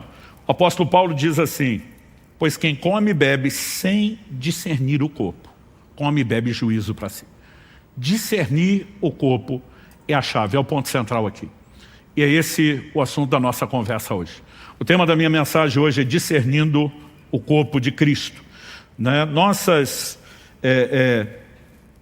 preocupações, eu quero insistir nisso, não deve ser apenas em fazer a coisa certa, mas fazer a coisa certa do jeito certo. E não importa se o assunto é a ceia do Senhor, porque o que eu quero te mostrar é que o que está por trás dessa declaração de Paulo não se limita apenas à maneira de praticar a ceia do Senhor, mas a toda a vida cristã de uma forma geral. O que é discernir o corpo. Então, aqui nós temos um conceito muito específico. Né? Ele está falando sobre discernir o corpo de Cristo. E é uma forma que o apóstolo Paulo usa para fazer uma alusão do quê? Da igreja, que como veremos é chamado nas escrituras de o corpo de Cristo. Por que Paulo está falando que eles não estavam discernindo o corpo? Nós temos um problema relacional acontecendo. Para que a gente entenda melhor os versos 27 a 31, que a gente leu de 1 Coríntios 11, é importante que a gente volte um pouco o contexto para entender por que Paulo está ensinando o que ele está ensinando. Então, no verso 17 de 1 Coríntios 11, o apóstolo diz assim, mas nisso que agora prescrevo, não posso elogiá-los, porque vocês se reúnem não para melhor, e sim para pior. Não quer dizer que Paulo não podia elogiá-los em nada, a epístola está cheia de elogios, mas está dizendo, nesse assunto, não dá para elogiar vocês. Porque vocês não reúnem para melhor, vocês reúnem para pior. Ou seja, além de não estarem sendo edificados, aperfeiçoados, acrescentados, a reunião de vocês só está sabotando vocês em relação ao que poderiam experimentar em Deus. O que está acontecendo? Paulo vai no ponto. Porque antes de tudo estou informado de que quando se reúnem na igreja existem divisões entre vocês. E eu em parte acredito que isso é verdade. E até é necessário que haja partido entre vocês, para que também os aprovados se tornem conhecidos entre vocês. Quando, pois, se reúnem no mesmo lugar, não é a ceia do Senhor que vocês comem. Paulo vai abordar o assunto da ceia, mas está dizendo que o que vocês estão fazendo não é a ceia do Senhor. A explicação, verso 21, porque quando comem, cada um toma antecipadamente a sua própria ceia, enquanto um fica com fome, outro fica embriagado. Será que vocês não têm casas onde podem comer e beber? Ou menosprezam a igreja de Deus em vergonhas que nada têm? Que posso dizer a vocês, devo elogiá-los? Nisso, certamente não posso elogiá-los. Aqui o pai está botando ordem na casa e corrigindo os filhos. E ele vai tratar de um ponto que você precisamos compreender, inclusive com uma lente cultural. Hoje a gente fala na ceia do Senhor, a gente pensa na experiência que temos, normalmente, uma vez por mês, o primeiro domingo do mês, né, que é um pedacinho de nada de pão e um cálicezinho que só não é menor porque é quase impossível fazer menor. Porque a gente pensa no elemento prático. Eu lembro quando criança eu ficava frustrado. Eu falava, meu pai, por que tem que ser tão pequeno? né? E ele citava uma parte do texto de Paulo: quem tem fome, come em casa. Né? Mas eu ficava frustrado, quer dizer, a gente espera um mês para um negócio tão pequenininho desse. Né? Mas meu pai dizia: olha, nós fazemos isso em caráter simbólico hoje. Com a quantidade de pessoas, não dá para fazer do jeito que eles faziam. E foi meu pai quem abriu os meus olhos para entender o jeito que eles faziam. Quando Judas escreve e ele fala sobre os vossos ágapes, que muitas traduções modernas já foram para a expressão festas de amor, o que eram os ágapes ou as festas de amor? Os crentes se reuniam para comer junto. Não apenas pelo propósito da refeição, mas ao decidir ter a refeição junto, o propósito era ter comunhão. Então vale lembrar que a primeira ceia celebrada por Jesus diante dos seus discípulos, ela na verdade acontece numa outra ceia. Que ceia era essa? A ceia de Páscoa. A ceia de Páscoa, pela determinação da lei de Moisés, ela não tinha só o pão e o vinho. Era uma refeição completa. Tinha proteína, a carne do cordeiro assado estava lá, tinha fibras, saladas, ervas amargas estavam lá, e entre os elementos que se comiam, havia o pão, né, para se comer, e o vinho para se beber. Jesus destaca dois elementos de uma refeição que é maior do que aquilo. E ele diz: todas as vezes que vocês consumirem esses dois elementos, não significa que a gente só possa fazer a ceia com esses dois e nada mais presente, vocês vão fazer isso em memória de mim. Então, culturalmente, quando você olha para a história da igreja, eles faziam refeições juntos. Mas Paulo está dizendo: o que vocês estão fazendo não dá para chamar da ceia do Senhor, porque vocês não esperam uns pelos outros. Cada um começa a comer antecipadamente sua própria ceia. E Paulo está dizendo: tem gente com fome. Quando ele faz a pergunta no verso 22, será que vocês envergonham os que nada têm? Tinha gente que não tinha comida para levar para essas reuniões. Mas ele não apenas não ficaria sem comer, como teria o privilégio de comer com o restante da família em Cristo. Mas como cada um comia a sua própria, quem não tinha passava fome. E outro estava abusando, a ponto de Paulo falar que beberam tanto vinho que ficaram embriagados, o que nunca aconteceria se fosse só o cálicezinho do tamanho do suco de uva que a gente toma. Então, nesse contexto de desordem, que Paulo está falando, vocês não estão discernindo o corpo. Ele está falando do quê? Da igreja. Ele está falando de uma maneira correta de relacionar com as pessoas. Quando ele diz: vocês menosprezam a igreja de Deus, é que essa atitude de falhar com os irmãos é falhar para com o corpo de Cristo, que é a igreja. E ele diz: não discernir o corpo é a chave do problema de vocês. Mas, como eu disse, esse assunto não se limita a ceia. Na verdade, nós temos uma premissa que deveria alinhar toda a forma de eu e você vivemos a vida cristã, que é discernir a pessoa de Jesus por trás de tudo. Não só quando temos reuniões na igreja, relacionamentos com os irmãos, mas por trás de tudo, absolutamente tudo que eu e você fazemos. Nós precisamos entender que a tônica do Novo Testamento aponta que o cristão tem que fazer pensando o tempo todo: o que eu faço é para Jesus. Olha o que Paulo diz em Colossenses capítulo 3, eu vou ler do verso 22 ao 24. Servos, obedeçam em tudo aos seus senhores aqui na terra. Fazer uma pausa. Servo aqui é escravos. Obedeça seus senhores é o amo, o dono, o proprietário de vocês. A gente pensa que muitas vezes já é um desafio você tentar praticar os princípios que Deus pede para nós dentro do contexto da família. Maridos, amem suas esposas. Esposas, respeitem o seu marido. Como fala: pastor, mas é difícil. Eu digo: numa relação que vocês entraram por que quiserem e por amor. Imagina um escravo que não tinha a menor opção. Ele não trabalhava pelo salário que ia receber, ele não tinha liberdade nenhuma, não era dono de si, servia um outro que era o proprietário dele. Imagina o nível de motivação que o escravo acordava de manhã para trabalhar. Não era bem aquele tipo de coisa: acordei, esse vai ser o melhor dia da minha vida, porque vou fazer tudo que alguém que é meu dono quer que eu faça e eu não tenho vida própria. Eles não tinham nenhuma motivação na perspectiva humana, social, emocional, para ter empolgação naquilo. Mas Paulo está dizendo, vamos voltar aqui no verso 22, Colossenses 3. Servos, obedeçam em tudo aos seus senhores aqui na terra, não servindo apenas quando estão sendo vigiados, visando somente agradar pessoas, mas com sinceridade de coração, temendo o Senhor. Sinceridade de coração e temer a Deus é importantíssimo para entender o que nós estamos falando. Tudo o que fizerem, façam de todo o coração, como para o Senhor e não para as pessoas. Você pode repetir isso comigo? Diga: tudo o que fizerem, façam de todo o coração, como para o Senhor e não para as pessoas. Depois ele diz: sabendo que receberão do Senhor a recompensa da herança. Você faz para Ele, é Ele que te recompensa. Ele está dizendo: servos, vocês não podem trabalhar pensando em agradar uma pessoa. Basicamente ele está dizendo que você não vai ter empolgação ou motivação nenhuma para isso. O máximo que você pode fazer é produzir melhor, sob vigilância para evitar punição. Mas ninguém tinha empolgação. E diz, mas se você servir, fazendo para Jesus, Ele sim vai te recompensar. Agora, tudo o que fizerem não se limita só aos servos. Embora eu digo, quando esse tipo de orientação vinha aos escravos, nós precisamos entender que era um ambiente de menor motivação.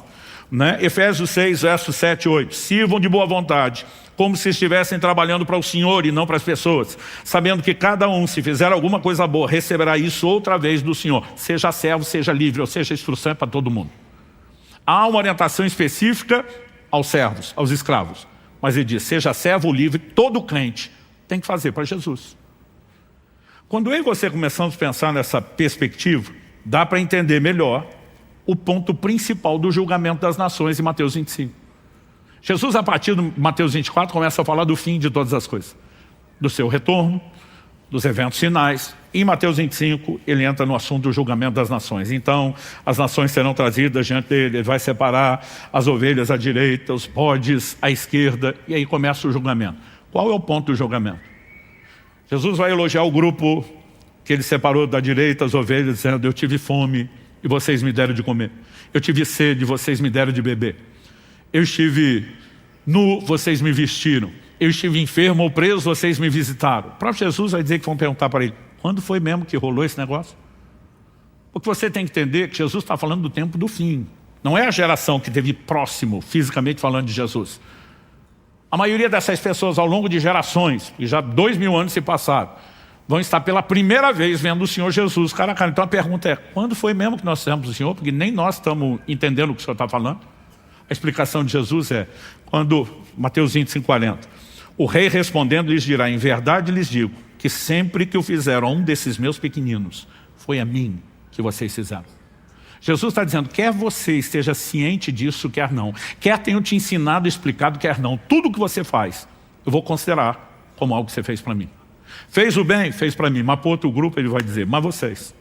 Eu tive fome, vocês não me deram de comer. Eu tive sede, não me deram de beber. E aí ele vai dizer, quando negligenciaram essas pessoas, me negligenciaram. Tudo que você faz, para o bem ou para o mal, Jesus está dizendo, no final das contas, eu vou tratar como sendo para comigo. Isso precisa trazer no meu e no seu coração o temor. Gente, quase todas as outras áreas de ensino que trazemos, elas estão relacionadas com entender uma premissa básica como essa. Por exemplo, nós gastamos 3 domingos falando dos pecados da língua. E o dia que eu abordei murmuração, falei que segunda-feira é o Dia Internacional da Murmuração. Porque quando acaba o fim de semana e a turma vai voltar a trabalhar, todo mundo volta murmurando. Mas se você acordar amanhã, não importa o frio que esteja, a chuva, e lembrar que o que você vai fazer durante o dia deve ser feito para Jesus, caberia aqui a murmuração? Porque se você está murmurando contra Ele. Pergunto, vamos falar do outro pecado da maledicência. Se a gente entende que o que faz para os outros é para Jesus, quando você está falando mal do irmão em Cristo, você está falando mal de quem? Do próprio Jesus. Gente, se nós não entendemos que isso rege toda a perspectiva de comportamento de vida cristã, nós não vamos muito longe. Então, nós estamos falando de um ponto essencial, discernir a pessoa de Jesus por trás, não apenas de relacionamentos, da possibilidade de servir pessoas, mas por trás de todas as circunstâncias, situações que nós vamos lidar, é uma chave para viver a vida cristã. 1 Coríntios 10, 31, portanto, quer comais, quer bebais ou façais qualquer outra coisa, façam tudo para a glória de Deus. Você imagina se todo crente decidisse que tudo que ele faz é para Jesus e para a glória de Deus. A gente não ia ter mediocridade no trabalho, a gente ia ter excelência e dedicação em todas as áreas. E o que eu acho curioso é que tem gente que tem dificuldade de entender isso. Até quando nós falamos do ministério. Volta e meia eu tenho pessoas me falando assim, mas cara, precisa dedicar do nível que você está fazendo? Eu falo, para quem que nós estamos fazendo? Se ele é digno do nosso melhor, por que é que nós vamos dar o pior? Porque quer você lembre, quer não, que está fazendo para ele, no dia da prestação de conta ele vai dizer, foi para mim que você fez bem feito ou mal feito. Ou que você não fez. Então assim, isso tem que nortear a nossa vida. Agora, quando a gente fala de discernir o corpo, teologicamente nós precisamos passar aqui por 2 questões. A Bíblia tanto fala do corpo físico de Jesus, como fala do seu corpo místico, espiritual, a igreja, que meu pai redundantemente gostava de chamar do corpo corporativo, que é a união de nós todos. Agora, quando falamos do corpo físico, eu e você precisamos entender algumas coisas. A primeira delas é que Deus, uma das suas qualidades, características e atributos, é que Ele é eterno. Ah, pastor, nós também somos. Nós somos no sentido de não ter fim, mas temos começo. Deus não tem começo nem fim. Agora, se tem algo que tem um começo, é o corpo de Jesus. Porque o Deus pré-existente, num momento da história e da cronologia, decide assumir para si um corpo que Ele não tinha antes. É por isso que o livro de Hebreus, citando o Antigo Testamento, um salmo messiânico diz: sacrifícios e ofertas não quiseste, antes um corpo me formaste. Jesus não teve início ao nascer, teve início foi um corpo. O Deus pré-existente é que o ocuparia. Filipenses 2 explica que ele, subsistindo na forma de Deus, não teve o ser igual a Deus como algo que tinha que se aprender, mas se esvaziou. Ele não se esvazia da identidade, ele não deixou de ser Deus. Mas ele deixa de lado atributos que nós chamamos incomunicáveis, que cabem só a Deus. E ele decide viver nessa terra como homem.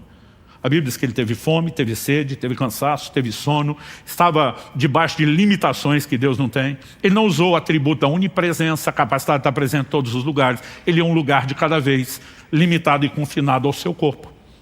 Ele não usou o atributo da onisciência. A Bíblia diz que ele cresceu em sabedoria, em conhecimento, precisou de aprendizado. Tem hora que você vai ver Jesus fazendo perguntas que, se estivesse usando onisciência, não precisava fazer. Ele não usou onipotência, que é ter todo o poder. Atos 10:38 diz: Deus ungiu a Jesus de Nazaré com o Espírito Santo e poder, o qual andou por toda parte, fazendo o bem, curando a todos os oprimidos do diabo, porque Deus era com ele. Não diz porque ele era Deus. Foi ungido e Deus era com ele. Tudo que Jesus fez no seu ministério, cada milagre operado, ele fez como um homem ungido pelo Espírito Santo. E se eu e você não entendemos isso, não vai fazer o menor sentido a fala de Jesus em João 14. Quem crê em mim fará não apenas as obras que eu faço, mas até outras maiores. Se o que ele fez como Deus, jamais poderíamos fazer o que ele fez, o que dizer coisas maiores? Então, nós precisamos entender, o corpo de Jesus tem um papel central na obra da redenção. Hebreus 10:10 fala do sacrifício do corpo. A gente fala pouco sobre o sangue, mas quase nada sobre o corpo.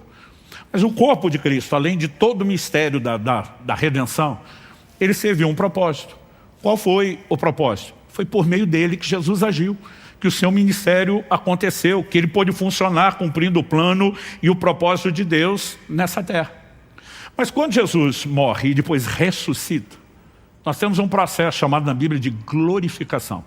O que significa isso? Significa que Jesus, depois da ressurreição, Colossenses 2:9 diz que nele hoje habita corporalmente a plenitude da divindade. Se quando assume um corpo, ele deixa de lado certos atributos da divindade para viver como homem, depois da ressurreição, a plenitude está lá. A diferença é que agora o corpo continua. Ou seja, depois que Jesus foi assunto ao céu, não deixou de ter um corpo físico. Uma das falas de Jesus para Tomé é: um espírito não tem carne e osso como vocês em que eu tenho, pode me tocar e apalpar. E eu e você precisamos entender que, embora ele ainda tenha o corpo foi assunto aos céus. Ou seja, eu e você hoje não temos a oportunidade que outros tiveram de servir esse corpo físico. Mas a mesma lógica se aplica ao corpo espiritual. Que lógica é essa, pastor? Vamos pensar aqui um pouco junto. Desde que Jesus nasceu, esse corpo físico foi cercado de proteção e cuidado, com Deus provendo isso de diversas formas, maneiras e pessoas. Os pais de Jesus, José e Maria, têm um papel essencial em todo o cuidado, né? Nós precisamos entender, Jesus foi amamentado, carregado no colo, precisou ser educado, teve todo tipo de cuidado dentro de uma família, que envolve de cuidados físicos, emocionais, né, e tudo o mais. Mas não foi só isso.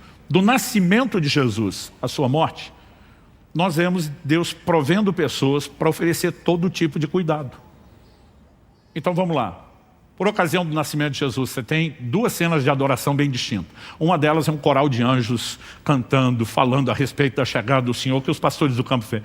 Mas o outro são os reis magos que vêm de longe, movidos por Deus, por uma revelação divina, numa outra explicação, para eles terem essa notícia. E eles vêm trazendo o que como oferta de adoração? Ouro, incenso e mirra. Por que é que um recém-nascido vai precisar de ouro, incenso e mirra? Quem precisava não era Jesus diretamente. Seus pais precisariam. Pouco tempo depois do nascimento, Deus revela em sonhos a José o plano de Herodes de matar Jesus. E não apenas adverte antes, mas orienta que ele fuja para o Egito. Quem foi que financiou Não só a ida ao Egito, mas o tempo de permanência durante anos. Ofertas como essa que chegaram. Desde o nascimento até a morte. Quando Jesus morre, José de Arimateia, um homem que além de rico tinha alta influência, a ponto de acessar Pilatos, o governador, insiste em que Jesus não seja tratado como indigente, pede para retirar o corpo da cruz e sepultá-lo no seu próprio túmulo. Você vê pessoas sendo mobilizadas por Deus, do nascimento à morte de Jesus, para exercer cuidado com aquele corpo. A pergunta é por quê? Porque era por meio desse corpo que Jesus agia. Mas nós temos o corpo místico espiritual, que é a igreja. Efésios capítulo 1, versos 22 e 23, eu vou ler na tradução brasileira. Ela diz assim, ele sujeitou todas as coisas debaixo dos pés e, para ser cabeça sobre todas as coisas, o deu à igreja, está falando de Jesus, a qual é o seu corpo, o complemento daquele que enche tudo em todas as coisas. Estou lendo a tradução brasileira, é uma versão de 1917, né, muito parecida no seu estilo com Almeida corrigido, mas ela teve na sua revisão gramatical da língua portuguesa nomes como o de Rui Barbosa.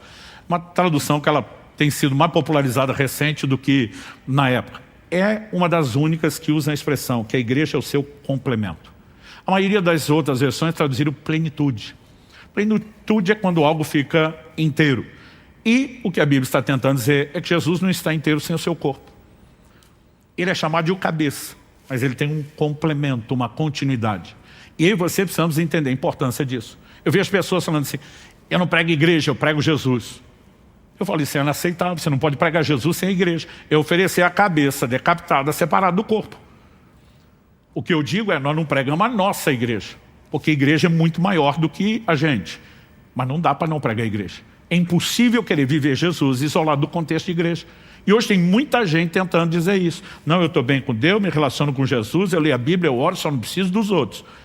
Na verdade, você está descartando tudo que Jesus ensinou. O próprio Jesus disse, eu edificarei a minha igreja. Mas você tem um plano melhor do que o dele e conseguiu aceitar ele sem o resto da proposta dele. Então, assim, nós precisamos entender o peso e a importância que a igreja tem. E é apresentado na Bíblia como o seu corpo. Agora, qual a importância da igreja? A mesma do corpo físico de Jesus. Assim como Jesus não teria pregado, não teria ensinado, não teria curado enfermos, não teria expulsado demônios sem o seu corpo. Hoje, ele não continua a obra que ele começou sem o seu corpo, que é a igreja. Quando Jesus está para ser assunto aos céus, o que é que ele fala para o início da sua igreja? O livro de Hebreus diz que a salvação nos foi inicialmente anunciada por Nosso Senhor e depois pelos apóstolos. Os apóstolos continuaram pregando o mesmo evangelho que Jesus estava pregando. A mesma mensagem que nós continuamos pregando até hoje é que Jesus começou. Mas quando ele vai se ausentar, ele está dizendo, eu preciso que vocês continuem. Então hoje, como o evangelho é pregado? Por meio do corpo místico, espiritual, corporativo de Cristo, que é a igreja. Hoje, como ele decidiu que iria continuar curando enfermos, expulsando demônios? Nos dias do seu ministério físico, ele faz isso com o seu corpo físico. Mas depois ele vira para os discípulos e diz, quando vocês forem pregar o evangelho, vocês vão impor as mãos sobre os enfermos, eles serão curados. No meu nome vocês vão expulsar demônios. Ele continua fazendo as mesmas coisas por meio de um corpo, que não é físico.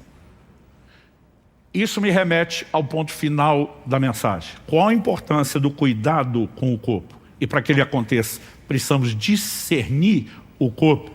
É que hoje ele continua agindo por meio do seu corpo. Então Paulo não está apenas falando de discernir uma pessoa, mas discernir o corpo. E nós precisamos relacionar essas duas coisas. Então, feita essa pequena introdução, não estou brincando. Nós vamos agora para o nosso último ponto, que é a parte prática, né? O cuidado com o corpo hoje. Nós precisamos entender o paralelo, que assim como houve cuidado com o corpo físico, precisa haver cuidado com o corpo místico e espiritual.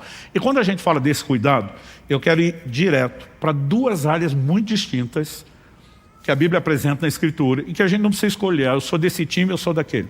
Porque elas não são divergentes, elas não são concorrentes, elas são complementares. Quais são as duas áreas? Em primeiro lugar, a forma como nos relacionamos e interagimos com as pessoas.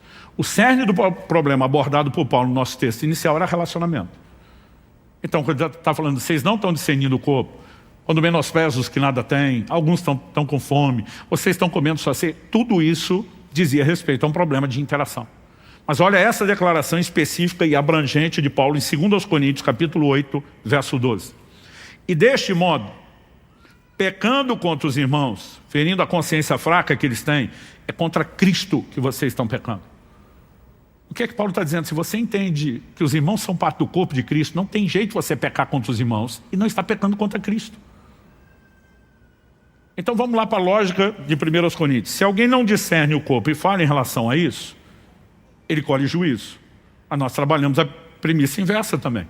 Se ele discerne e trata corretamente, ele é abençoado. Agora nós precisamos entender que toda interação com as pessoas, ela deve ser vista dentro dessa perspectiva.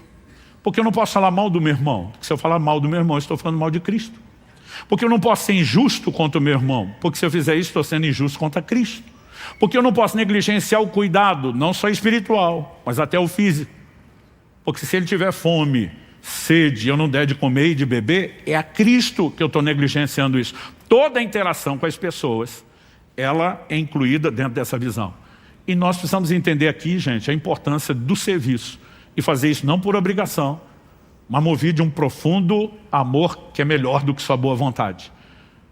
De vez em quando tem gente que reclama. Pastor, o tempo todo você fica falando, tem que evangelizar, tem que cuidar, tem que discipular, é só pressão, pressão para trabalho. Eu falo, eu e você precisamos entender que não é pressão. Nós precisamos entender que é orientação.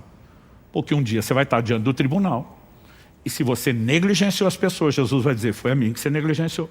Se você quer mesmo esse destino, que pelo menos lá você não diga, meu pastor nunca pregou e ensinou essas coisas. Ou seja, se eu não puder ajudar você, pelo menos eu me safo no dia do tribunal, dizendo, eu fiz a minha parte várias vezes. Mas nós precisamos ser imbuídos dessa mentalidade. Meu filho, aos 18 anos de idade, quando estava nessa fase de completar, ele viajou comigo por quase 6 meses. Era parte de um discipulado intenso, antes que ele fosse estudar fora. E volta e meia ele dizia, pai, de onde o senhor tira essa gana, essa disposição, essa força de fazer o que você faz? Eu falei, filho, o tempo todo tem uma coisa dentro de mim dizendo, lembre para quem você está fazendo. Porque ele falou assim, o senhor vai a lugares de gente que o senhor nunca viu, nem vai ver de novo. De onde o senhor tira tanta motivação para servir quem você não conhece? Eu falei, não, eu estou servindo quem eu conheço. Eu estou fazendo isso para aquele que me chamou, para aquele que me mandou fazer isso. O tempo todo é para Jesus. Então toda a minha disposição nasce de um entendimento. Se é para Jesus, vamos fazer da melhor forma. Quem está entendendo? Porque a negligência com o corpo vai nos prejudicar. Tem gente que pensa assim, não, é que eu não estou nessa ganância de um galardão tão grande, então eu vou meio relaxado. Jeremias 48:10 neles, maldito aquele que fizer a obra do Senhor relaxadamente. Negligenciar o corpo traz juízo, é autossabotagem, gente. Ou se faz o melhor, ou se faz o melhor, não temos outra opção. E isso começa na perspectiva de servir pessoas. Então toda oportunidade de serviço que temos deve ser feita nessa perspectiva. Nós temos que fazer para Jesus. Mas ao mesmo tempo que Jesus fala de fazer pelas pessoas, tem uma ênfase em toda a Bíblia de também não ignorar o elemento de investimento material e financeiro. Aliás, olha o teor do julgamento das nações de Mateus 25. Eu tive fome, vocês não me deram de comer. Eu tive sede, não me deram de beber. Eu estive nu, vocês não me vestiram. Ou seja, não é só o elemento de interação com pessoas, mas também a maneira como disponibilizamos ou não os nossos recursos. Um dia desses, anos atrás, uma pessoa me falou, vocês pregadores não podiam ser mais parecidos com Jesus? Eu falei, a ideia é essa, a gente tenta. Porque Jesus pregava o evangelho sem os outros ter que ficar contribuindo para isso. Eu falei, quem foi que te disse? Que Bíblia você lê? E eu abri para a pessoa um texto que ela ficou me olhando. Ela quis olhar na Bíblia dela para ver se estava lá, porque ela mesmo nunca tinha prestado atenção. Lucas capítulo 8, dos versos 1 a 3, diz o seguinte, vou ler na NVI. Depois disso, Jesus ia passando pelas cidades e povoados e proclamando as boas novas do reino de Deus. Os 12 estavam com ele. E também algumas mulheres que haviam sido curadas de espíritos malignos e doenças. Maria, chamada Madalena, de quem havia saído 7 demônios. Joana, mulher de Cusa, administrador da casa de Herodes. Susana e muitas outras. Essas mulheres ajudavam a sustentá-los com seus bens. Algumas traduções dizem serviam com seus bens. Não apenas Jesus, mas tem uma tropa de outros 12 que caminham com ele de cidade em cidade. O evangelho tem que ser pregado. A maioria de nós não para pensar na logística, gente. Esse povo tinha que comer, tinha que vestir, precisava de hospedagem. Provavelmente, eles tinham uma dinâmica muito mais simplificada em termos de custo do que temos hoje. Nem existia hotel naquela época. Eu, os primeiros anos do meu ministério, não sabia, né, o que era hotel. Era uma época e uma cultura onde as pessoas sempre nos recebiam nas suas casas. Com o tempo, dado o volume, né, de eventos, as cidades maiores, as distâncias, começou a se apelar à privacidade, para a praticidade do investimento no hotel. Hoje talvez a gente tenha despesas financeiras maiores, mas temos recursos que nem a igreja de algumas décadas atrás tinha, né? Não era a realidade de Jesus, mas sempre houve custo. Quando a Bíblia chama Judas de o tesoureiro que carregava a bolsa, é porque havia contribuições. É lógico que o ministério, o corpo físico de Jesus para executar a sua missão sempre precisou de financiamento. E não é diferente hoje. Então, quando a gente fala a respeito disso, tem um texto em particular que eu não consigo deixar de fora dessa equação. Eu gostaria que você abrisse lá comigo, que está no Evangelho de Marcos, no capítulo 14. Eu quero que a gente leia do verso 3 até o verso 9. Você tem uma tônica quando a gente ensina sobre finança e contribuição. Eu falo muito sobre não apenas fazer a coisa certa, mas fazer do jeito certo. Fazer do jeito certo não é apenas entender motivações corretas, mas princípios. E aqui nós temos um ensino extraordinário. Isso mudou profundamente a minha vida há mais de 2 décadas. O texto diz assim, vou ler do verso 3 ao 9 de Marcos 14. Quando Jesus estava em Betânia, fazendo uma refeição na casa de Simão o leproso, veio uma mulher trazendo um frasco feito de alabastro com um perfume muito valioso. ênfase aqui por muito valioso. De nardo puro. Quebrando o frasco, derramou o perfume sobre a cabeça de Jesus. Alguns dos que estavam ali ficaram indignados. ênfase no indignado. E diziam entre si, para que esse desperdício de perfume? Esse perfume poderia ter sido vendido por mais de 300 denários para ser dado aos pobres. E murmuravam contra ela. A minha tradução murmurava. A NVI diz, a repreendiam severamente. As traduções mais antigas dizem, bramavam. Porque a palavra no original significa literalmente gritar. Ou seja, uma indignação seguida de grito. Não acho que foi só um comentário qualquer. Mas Jesus disse, verso 6, deixe a mulher em paz. Porque vocês a estão incomodando, ela praticou uma boa ação para comigo. Porque os pobres estarão sempre com vocês e quando quiserem podem fazer-lhes o bem, mas a mim vocês nem sempre terão. Ela fez o que pôde, ungiu meu corpo antecipadamente para a sepultura. E arremata. Em verdade lhes digo que onde for pregado em todo o mundo o evangelho, também será contado o que ela fez para a memória dela. Então vamos tentar entender o cenário. Por que tanta indignação? O povo está reclamando de um desperdício. Qual era o tamanho do desperdício na cabeça, na contabilidade deles? Alguém olha para o perfume e faz uma avaliação de pressa. Usado, já aberto, de segunda mão, dava para vender por mais de 300. Mais de 300 pode ser 315, 330, 350. Mas passou 350, alguém diria quase 400. Mas não vamos nem avaliar o mais, porque a gente não sabe quanto mais. Se você pensar só em 300 denários. Denário era o pagamento de um dia de trabalho de um trabalhador normal. Trabalhavam 6 dias na semana e descansavam o 7º. Salário mensal, 25, 26 denários. 300 denários. Nós estamos falando de um ano inteiro. 12 meses de trabalho. Então imagina o valor desse perfume hoje, calculando o que você ganha por mês, multiplicando pelos 12 meses, e a sua renda de um ano. Gente, nós não estamos falando de algo sem valor. A Bíblia diz que era muito precioso. A mulher não deixou aproveitar nem o frasco de alabastro. Ela quebrou. E o povo está indignado. Por que o povo está indignado? Porque a cabeça deles só está pensando no uso de recurso financeiro para bancar projetos. E projetos nobres são mencionados. 1 ano de salário, a gente podia estar dando de comer para os pobres, a gente podia fazer isso, podia fazer aquilo. E os projetos não estão errados. Jesus disse no julgamento das nações, eu tive fome e deu de comer. Você está cuidando do pobre. Provérbios 19:16 diz, quem se compadece do pobre empresta a Deus. Não existe nada de errado. Mas Jesus diz, os pobres estão aí o tempo todo. Vocês podem fazer isso o tempo todo. A mim vocês não me têm sempre. Jesus está dizendo, essa mulher viu uma janela única de oportunidade que não podia ser desperdiçada. E aí nós precisamos entender o que Jesus está falando. Porque ele basicamente não está dizendo que as pessoas estavam pensando em projetos, tinham intentos errados. Os projetos eram nobres. Mas Jesus nunca quis que a gente custeasse projeto. O que ele espera é que a gente enxergue ele. E essa mulher enxergou ele. Ele está dizendo, ela fez algo por mim. Uma boa ação para comigo. E Jesus explica algo que precisa ser entendido devidamente na perspectiva teológica. Jesus diz, ela ungiu antecipadamente o meu corpo para a sepultura. O que é ungir antecipadamente? Antes da hora. Do que Jesus está falando? Gente, depois de ter vivido no Egito por mais de 400 anos, os hebreus saíram tendo absorvido práticas culturais que eram dos egípcios. Entre elas, embalsamar seus mortos. O que é embalsamar os seus mortos? Mumificação em níveis distintos. Então, quando alguém morria, eles não apenas envolviam com os panos, aplicavam diversos tipos de óleos e especiarias com a intenção de conservar o corpo. Não apenas porque velório costumava ter mais tempo do que nós temos hoje. Hoje, por lei, 24 horas o caixão tem que estar já fechado e a pessoa sendo sepultada. Salvo exceções e processos distintos, essa é a regra. Ele já trabalhava, porque até juntar todo mundo e ter o processo, isso virou padrão, era cultural. Então, normalmente, quando é que você vai ungir o corpo de alguém? Depois de estar morto. O que é que Jesus está dizendo que ela ungiu antes, enquanto ele está vivo? Aqui nós precisamos entender algo que é mais profundo do que parece. Um dos textos do Antigo Testamento, profecia messiânica, mais citado no Novo, no contexto da ressurreição, é o Salmo 16. Não deixará sua alma na morte, nem permitirá que o seu corpo veja corrupção.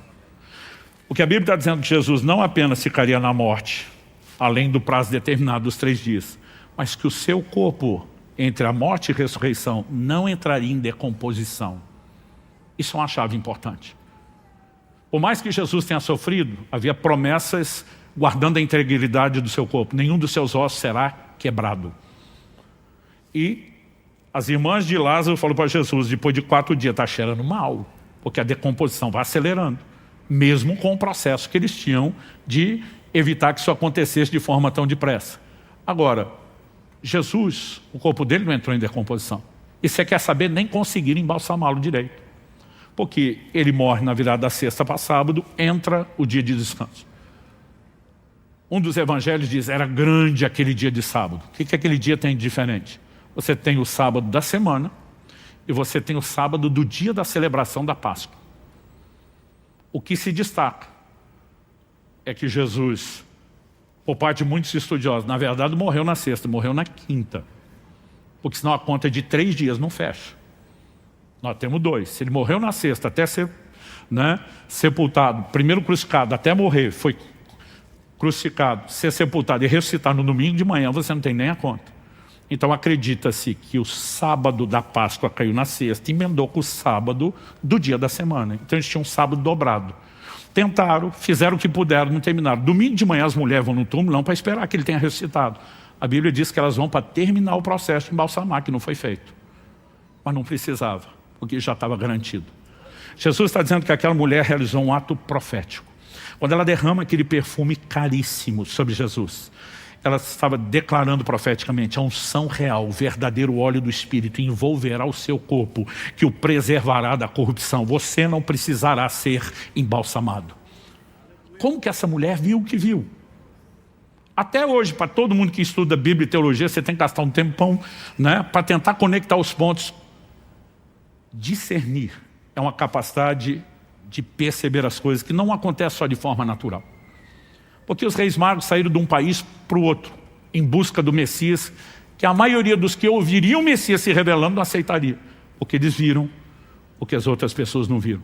Porque essa mulher fez o que fez? Porque ela viu o que as outras pessoas não estavam vendo. Quando nós falamos de discernir, nós precisamos entender que isso não é algo que Deus vai forçar. Ele precisa encontrar em mim e você uma certa receptividade, um certo anseio de percepção, para que ele potencialize uma revelação. Mas quando a revelação entra, isso muda radicalmente a vida da gente. Se não discernir, o corpo vai ser julgado. Discernir nos leva a se abençoar de forma distinta. O que Jesus fez para essa mulher, ele não fez nem pela sua mãe, nem pelos seus irmãos, nem pelos 12 apóstolos. Ele não falou assim de mais ninguém. Onde for pregado o evangelho em todo o mundo, em todos os lugares, em cada canto dessa terra, em cada geração, onde o evangelho chegar, Jesus falou que o que essa mulher fez seja contado. Não era apenas para que a gente aprendesse, ele diz para a memória dela, ele imortalizou essa mulher.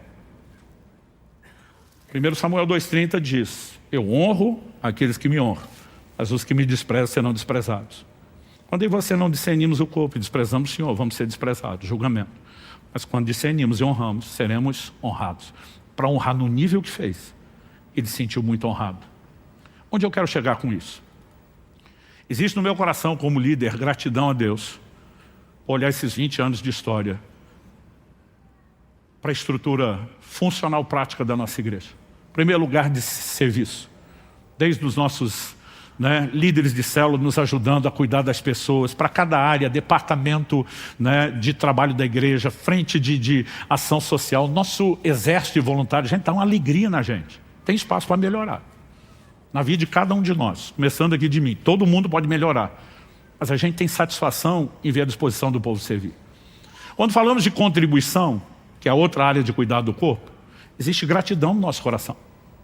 Porque essa casa tem entendido e praticado generosidade, gente. A gente tem vivido dizendo, nós não vamos dar só manutenção a essa estrutura, nós vamos multiplicar e plantar outras igrejas, nós vamos abençoar outras estruturas, nós vamos investir em missões no avanço do Evangelho, mas também vamos atender o necessitado. E a gente tem podido fazer isso tudo. A intenção da minha mensagem é tentar produzir em vocês uma ação que não esteja acontecendo.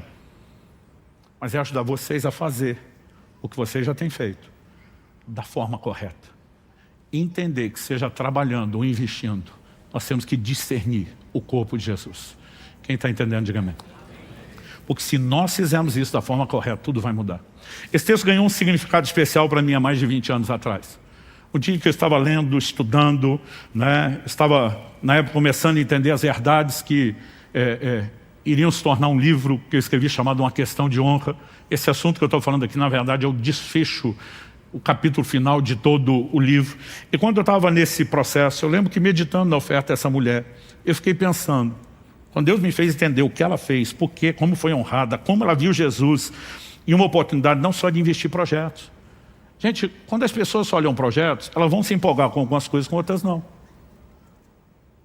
Dezembro de 2005, primeiro verão da história da nossa igreja. A gente reunia lá no barracão da Água Verde, não tinha nem forro. Era só aquela chapa de zinco em cima da cabeça da gente. O culto era 6 da tarde, mas na época o horário de verão antecipava 1 hora. Ou seja, era como se fosse 5 da tarde. Depois daquela tarde fechada, quando a gente entrava naquele prédio, irmão, só a graça. E dava raiva quando alguém dizia, Curitiba não tem calor. Dizia, a gente tem pelo menos 3 meses. E vá no nosso culto para você ver se não vai passar calor. Era insano. Quem estava no início lembra disso. Nós começamos a igreja em julho, mas dezembro era o nosso primeiro calor. Aí um dia, no meio daquele calor, eu fiz um desafio. Falei, gente, nós vamos precisar climatizar a igreja. Gente, nunca foi tão fácil levantar uma oferta. Mas o povo já foi levantando na hora. Vamos resolver aqui agora. Eu falei, gente, depois. Mas no final do culto tinha uma fila de gente mesmo assim, dizendo, pastor, conta comigo, quanto é que vai ser pro ar-condicionado. Nós conseguimos mobilizar isso rápido. Alguns meses depois, a gente tinha um dos missionários que a igreja apoia, veio falar do trabalho, não só para pedir oração, compaixão, mas ajuda, investimento. Eu estou olhando a cara do povo, a maioria quer que eu tenha a ver com isso. Porque quando a gente pensa em projetos, é interessante, nós vamos. Agora, gente, o reino de Deus precisa de ar-condicionado? Não, quem precisa é a gente. Eu não estou falando contra. Deus seja louvado que inventaram o ar-condicionado. E para nós aqui em Curitiba, quando você bota ele para funcionar como aquecedor, melhor ainda. Agora isso é só para melhorar o nosso clube, gente. Não é para a glória de Jesus. E a gente vai e faz com empolgação. Mas na hora do Evangelho de Jesus ser anunciado, a gente não tem empolgação. Nós não estamos discernindo o corpo de Cristo por trás do que fazemos. Então, quando a gente vai avaliando essas coisas, o que nós podemos melhorar não é apenas o investimento, é entender por quê e para quem fazemos o que fazemos. Quem está acompanhando?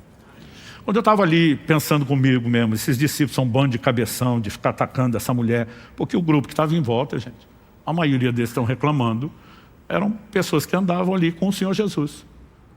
E eu estou criticando eles no meu coração, e o Espírito Santo falou comigo, se você estivesse lá, teria feito a mesma coisa. Fiz de mim as palavras de Pedro, de modo nenhum, Senhor. Eu não sei de onde a gente tira a ideia de que dá para discutir com Deus, Ele sabe tudo. Já é usado o marido discutir com a mulher, que nem sempre está certa, mas na maioria das vezes está. Já é usado ele discutir com ela. Agora com Deus, que sempre está certo. Aliás, alguns maridos oraram a Deus por anos pedindo à esposa, Senhor, me dê a mulher certa. E hoje, quando ela está sempre certa, você não pode reclamar, que foi o que você orou. Mas voltando aqui, eu na hora começo a me defender, porque é a natureza do ser humano, né, se defender. O Senhor falou, você julga os discípulos porque entende hoje toda a explicação. Se tivesse lá, teria feito a mesma coisa. Eu estou insistindo, não, Senhor. E Deus me deu uma experiência única, que marcou minha vida. Eu não consigo explicar, mas foi uma visão. Pastor, o senhor foi arrebatado, teve um êxtase? Não, eu prefiro usar a descrição do profeta Daniel, as visões da minha cabeça. Um filme passou dentro da minha cabeça. Não era sua imaginação, não. Eu não tinha controle algum sobre aquele script. E para resumir a história, eu assisti a cena de um dos nossos cultos na igreja na época. E eu vi uma pessoa vindo pelo corredor central à frente, chorando, emocionado, dizendo para Jesus que eu amava mais do que tudo. Quando ele passa por mim, que estou dentro do culto junto com todo mundo, eu ouço ele dizendo o que eu já percebia na visão que ele estava falando. Jesus, eu te amo mais do que tudo, mais do que o dinheiro, eu vou provar. Nós estávamos na época em que Deus me deu a visão e o entendimento dessas coisas, diante de um desafio financeiro da igreja enorme. Iríamos parar um certo projeto por falta de recursos.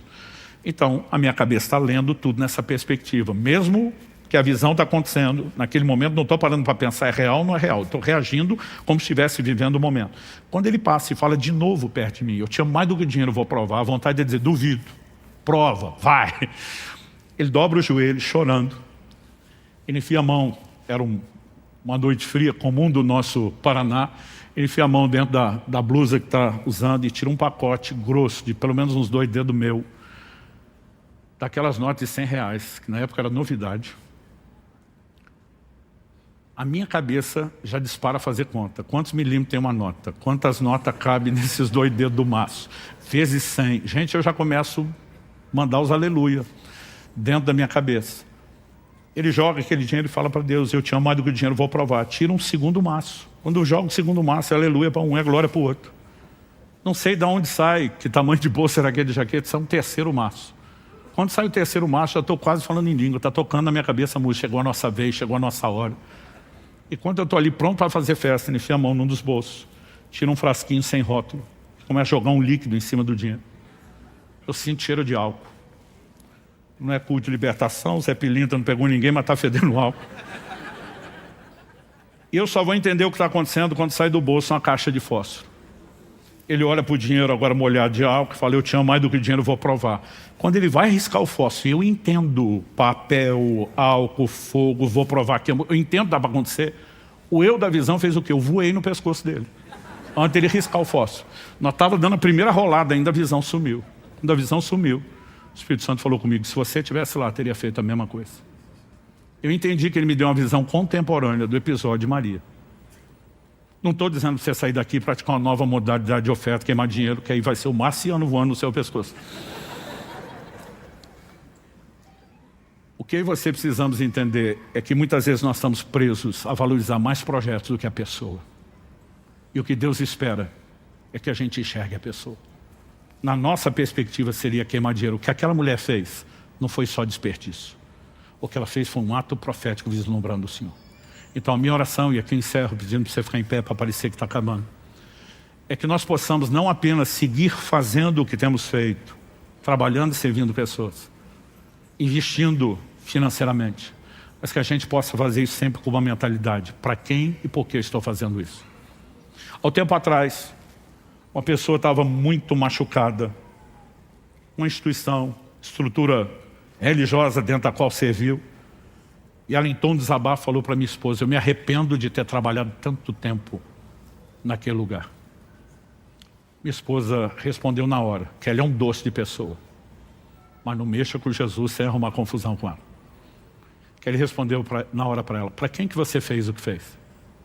Porque se você fez o que fez durante esses anos para Jesus, você não tinha que estar arrependido de nada. Você deveria estar com o coração cheio de gratidão, para não dizer orgulhoso, pela oportunidade de ter servido Ele. Mas se você está arrependido, você nunca fez para Ele. Você fez para pessoas que te machucaram. E agora você está arrependido porque você nunca fez para Ele. Preste atenção. Eu e você não servimos instituições e pessoas. Nós servimos a Cristo. Dentro de instituições, quando estamos servindo pessoas. E quem faz isso não está arrependido. Até porque a nossa resposta e recompensa não vem das pessoas. Quando a Bíblia diz, é a Cristo o Senhor que estão servindo, a Bíblia diz, dele vocês vão receber a recompensa da herança. Jesus não prometeu só voltar, gente. Ele diz, eis que cedo vem e comigo está a minha recompensa para dar a cada um de vós segundo as suas obras. Se fazemos para Ele, vamos receber dele. Agora, se você faz só para ser visto pelos outros, já recebeu sua recompensa nas palavras do próprio Jesus. Agora, se você trabalhamos ou investimos com a mentalidade correta, não apenas vamos entrar num patamar de agradá-lo, de nunca sair do trilho, está alinhado com o eixo central do plano e do propósito de Deus. Mas nós vamos entrar num lugar de plenitude e rompimento. Não vai nos faltar aquilo que Deus tem disponibilizado, seja saúde, graça para as nossas casas, provisão para as nossas necessidades. Há um lugar de plenitude, que eu e você não vamos acessar apenas porque temos promessa e um direito posicional, mas porque não quebramos princípios, pelo contrário, praticamos eles. Então minha oração a Deus é que a gente não só siga fazendo o que temos feito, seja servir pessoas ou investimento financeiro, mas que a gente faça isso como nunca fizemos. Não apenas no sentido de aumentar o volume de trabalho ou de investimento, mas principalmente a mentalidade, que tem que estar fortemente dentro de mim e de você, para quem e por que nós fazemos o que fazemos. Esse é o ponto principal. Toda revolução na história, toda, sem exceção. Não importa se estamos falando de algo de ordem política, social, espiritual, toda revolução tem no mínimo 3 ingredientes, 3 elementos comuns. Uma nova mensagem. Mas a mensagem não é autopropagável. A nova mensagem precisa de pessoas engajadas com o movimento, que espalhem a notícia, que convençam e persuadam os outros a se unir ao movimento, que foi startado pela nova mensagem. E pessoas não conseguem espalhar a mensagem sem o terceiro elemento, suporte, investimento financeiro. Eu e você temos o privilégio de participar da maior revolução da história, de repercussões eternas. Há uma nova mensagem, sim, o Evangelho é chamado de boas novas. Esse é o significado da palavra Evangelho, boas novas, boas notícias. Nós temos uma mensagem, e é uma boa mensagem. Mas a mensagem não é autopropagável. Ela precisa de engajamento, de uma mobilização. E me ouça com atenção, se vamos viver o que Deus prometeu, e eu creio que vamos chegar lá, que toda a terra se encherá do conhecimento da glória de Deus, como as águas cobrem o mar. Haverá uma revolução para a proclamação dessa mensagem nunca antes vista. A maior colheita de almas de todos os tempos ainda está para acontecer, gente. Mas isso significa que a mensagem que já foi dada vai precisar de um engajamento de trabalho como nunca antes. Mas também vai precisar de suporte e investimento como nunca antes. Eu não consigo encontrar palavras para tentar explicar o impacto que o entendimento do que Maria fez teve na minha vida.